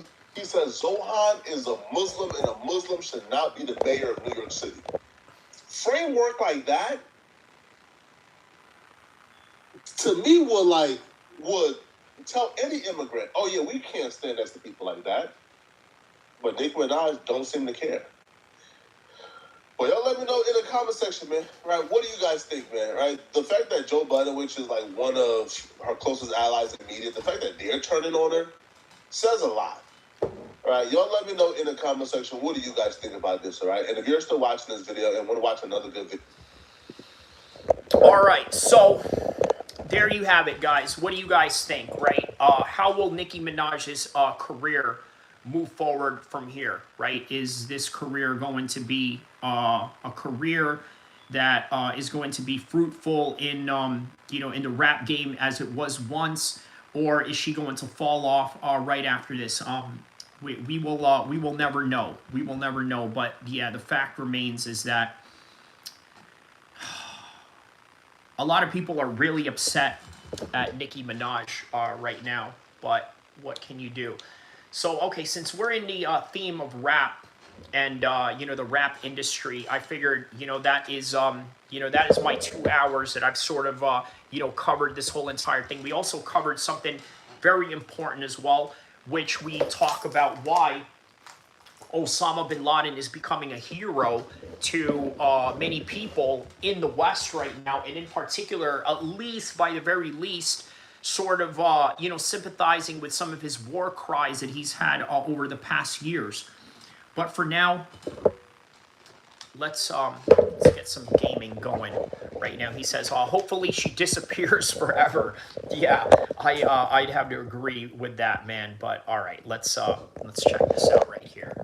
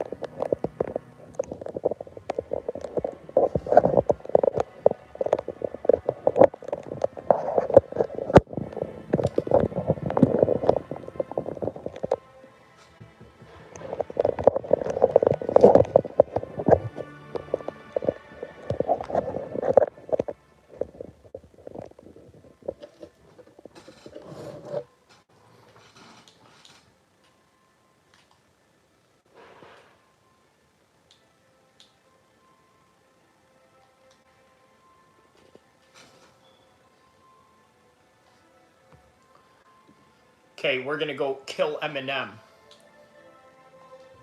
Good morning, 47. Your target is Slim Shady, notorious alter ego of rap superstar Eminem. Slim Shady's lyrical genius is matched only by his talent for controversy. His outrageous reputation has been a source of disturbance for Eminem, who has tried and failed to kill him once before. Slim Shady is not easily silenced, it seems. He has seized control of the Gamma facility in Hokkaido and is currently causing chaos. Under his sadistic influence, the place has become a twisted hybrid of childhood playground and insane asylum. This guy's got serious fucking problems, man. When I see it, putting a bullet in his head is doing him a favor. Let's end this motherfucker, 47.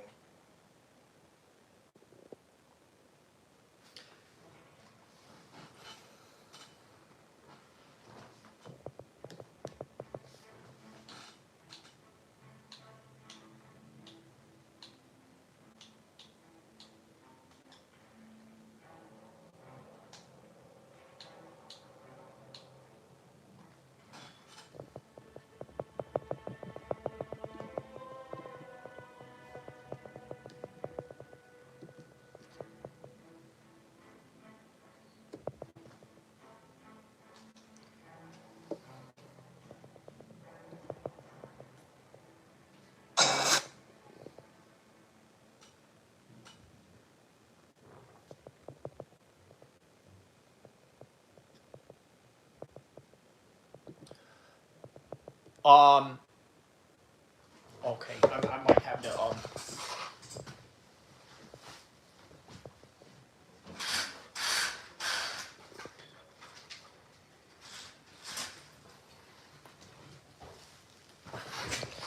what you're looking at is the game Hitman, right? We're playing Hitman, and we're going to kill Slim Shady, Eminem. So yeah, that is what we got going on right now. We're in a mission to go find and hunt down Eminem. Look at this, so I'm entering a mirror. Wow. Well, that was weird. But whatever. Let's get down to business, 47. Find Slim and get his ass. Watch yours. It's fucking insane.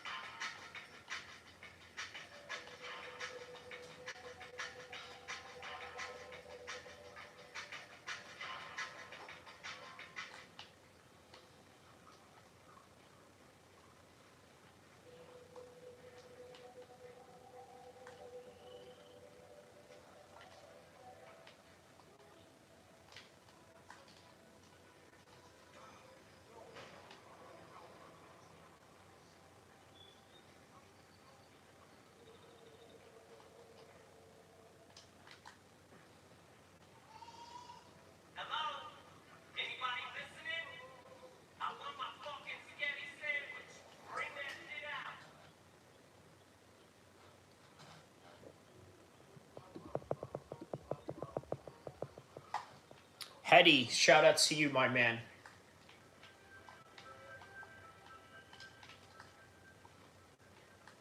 And a good day to you, sir. Jeez, there he is. Slim Shady. That little cross-grabbing fuck. Pop his ass. Patience. That's not how we do it. You're no fun. Never heard of a speed run? Hey, man. Damn, these bitches are hungry. Aren't they? I wonder what that's like. Oh, I get it. You're on those new weight loss shots. No, I just feed off people's energy. Sing. Oh, I doubt it, sweetie. Would you look good, mama? What's that? What are you doing? Are you completely nuts?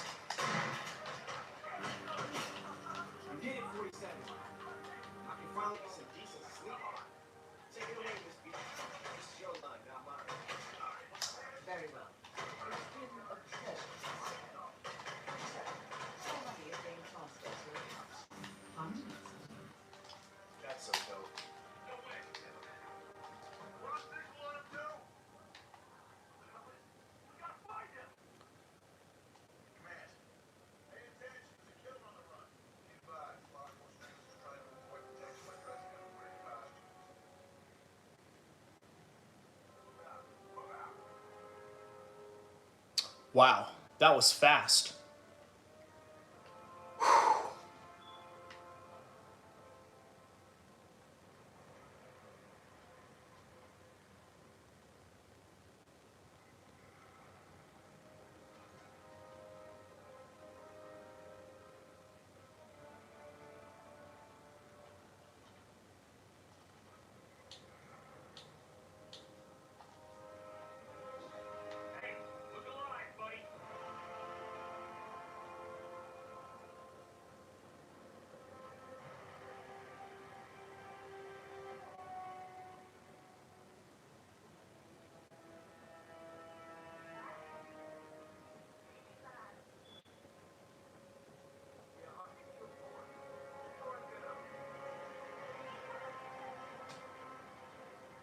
Now I'm just hiding in a closet.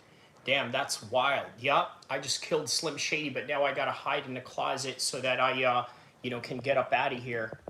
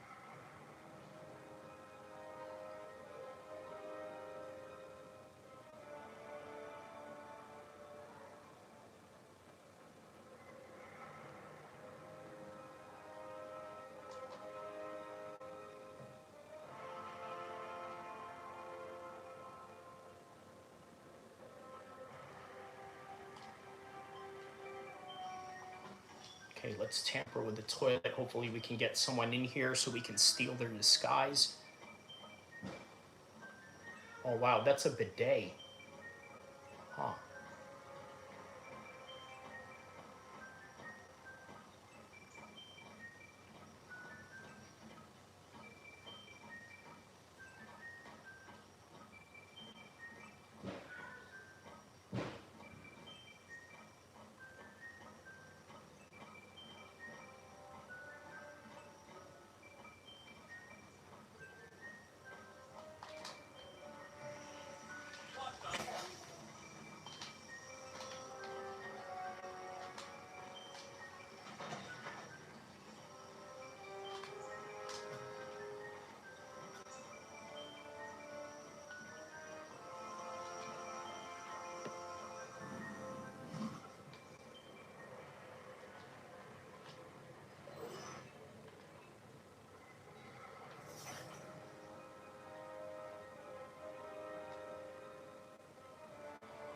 Wow.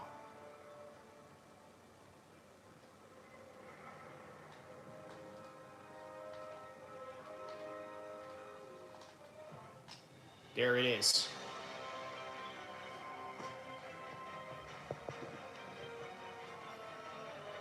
He says R. Kelly style. Well, I don't understand. What's the reference to the R. Kelly style? Killed Eminem with a shotgun. Or at least Slim Shady, not Eminem, because Eminem was the guy that sent you to go kill this dude. 6 minutes. I was able to kill Slim Shady in 6 minutes and 46 seconds. Look at the time on this one.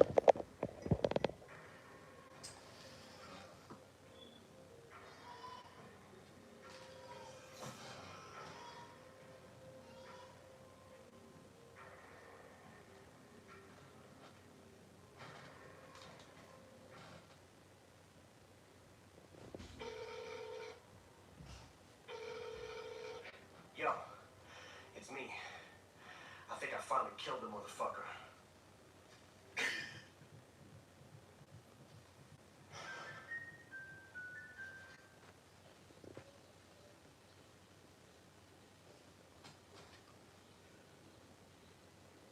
Oh, yes, yes. You have, yes, yes, because you had to.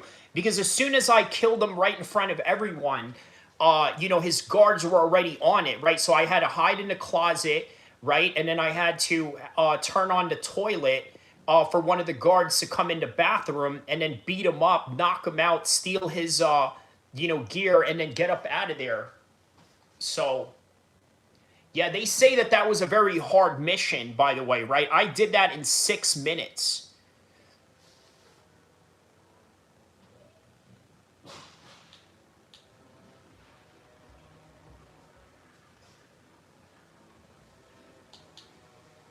Yeah, 6 minutes.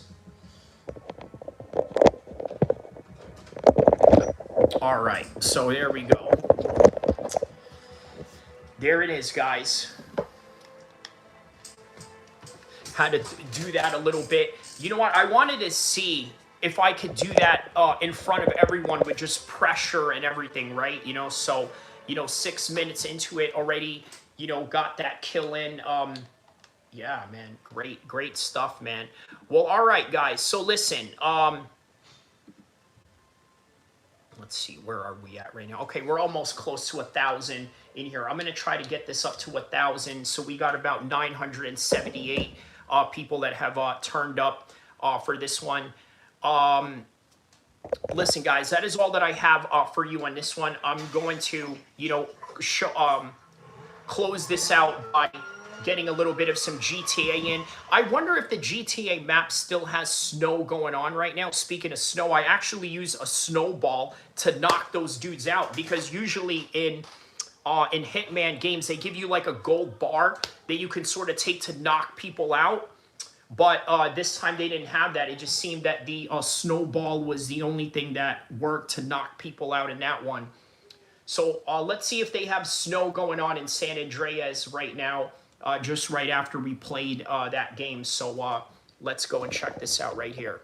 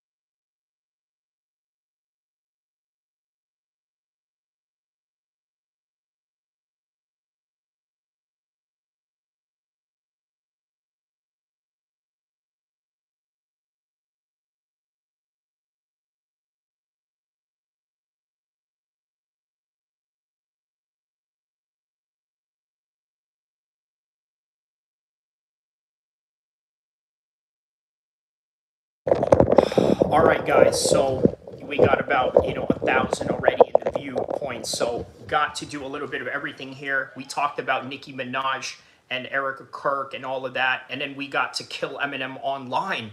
You know what I mean? Or at least Slim Shady with the order of Eminem. But on any regard, guys, don't forget to like and subscribe. I'll see you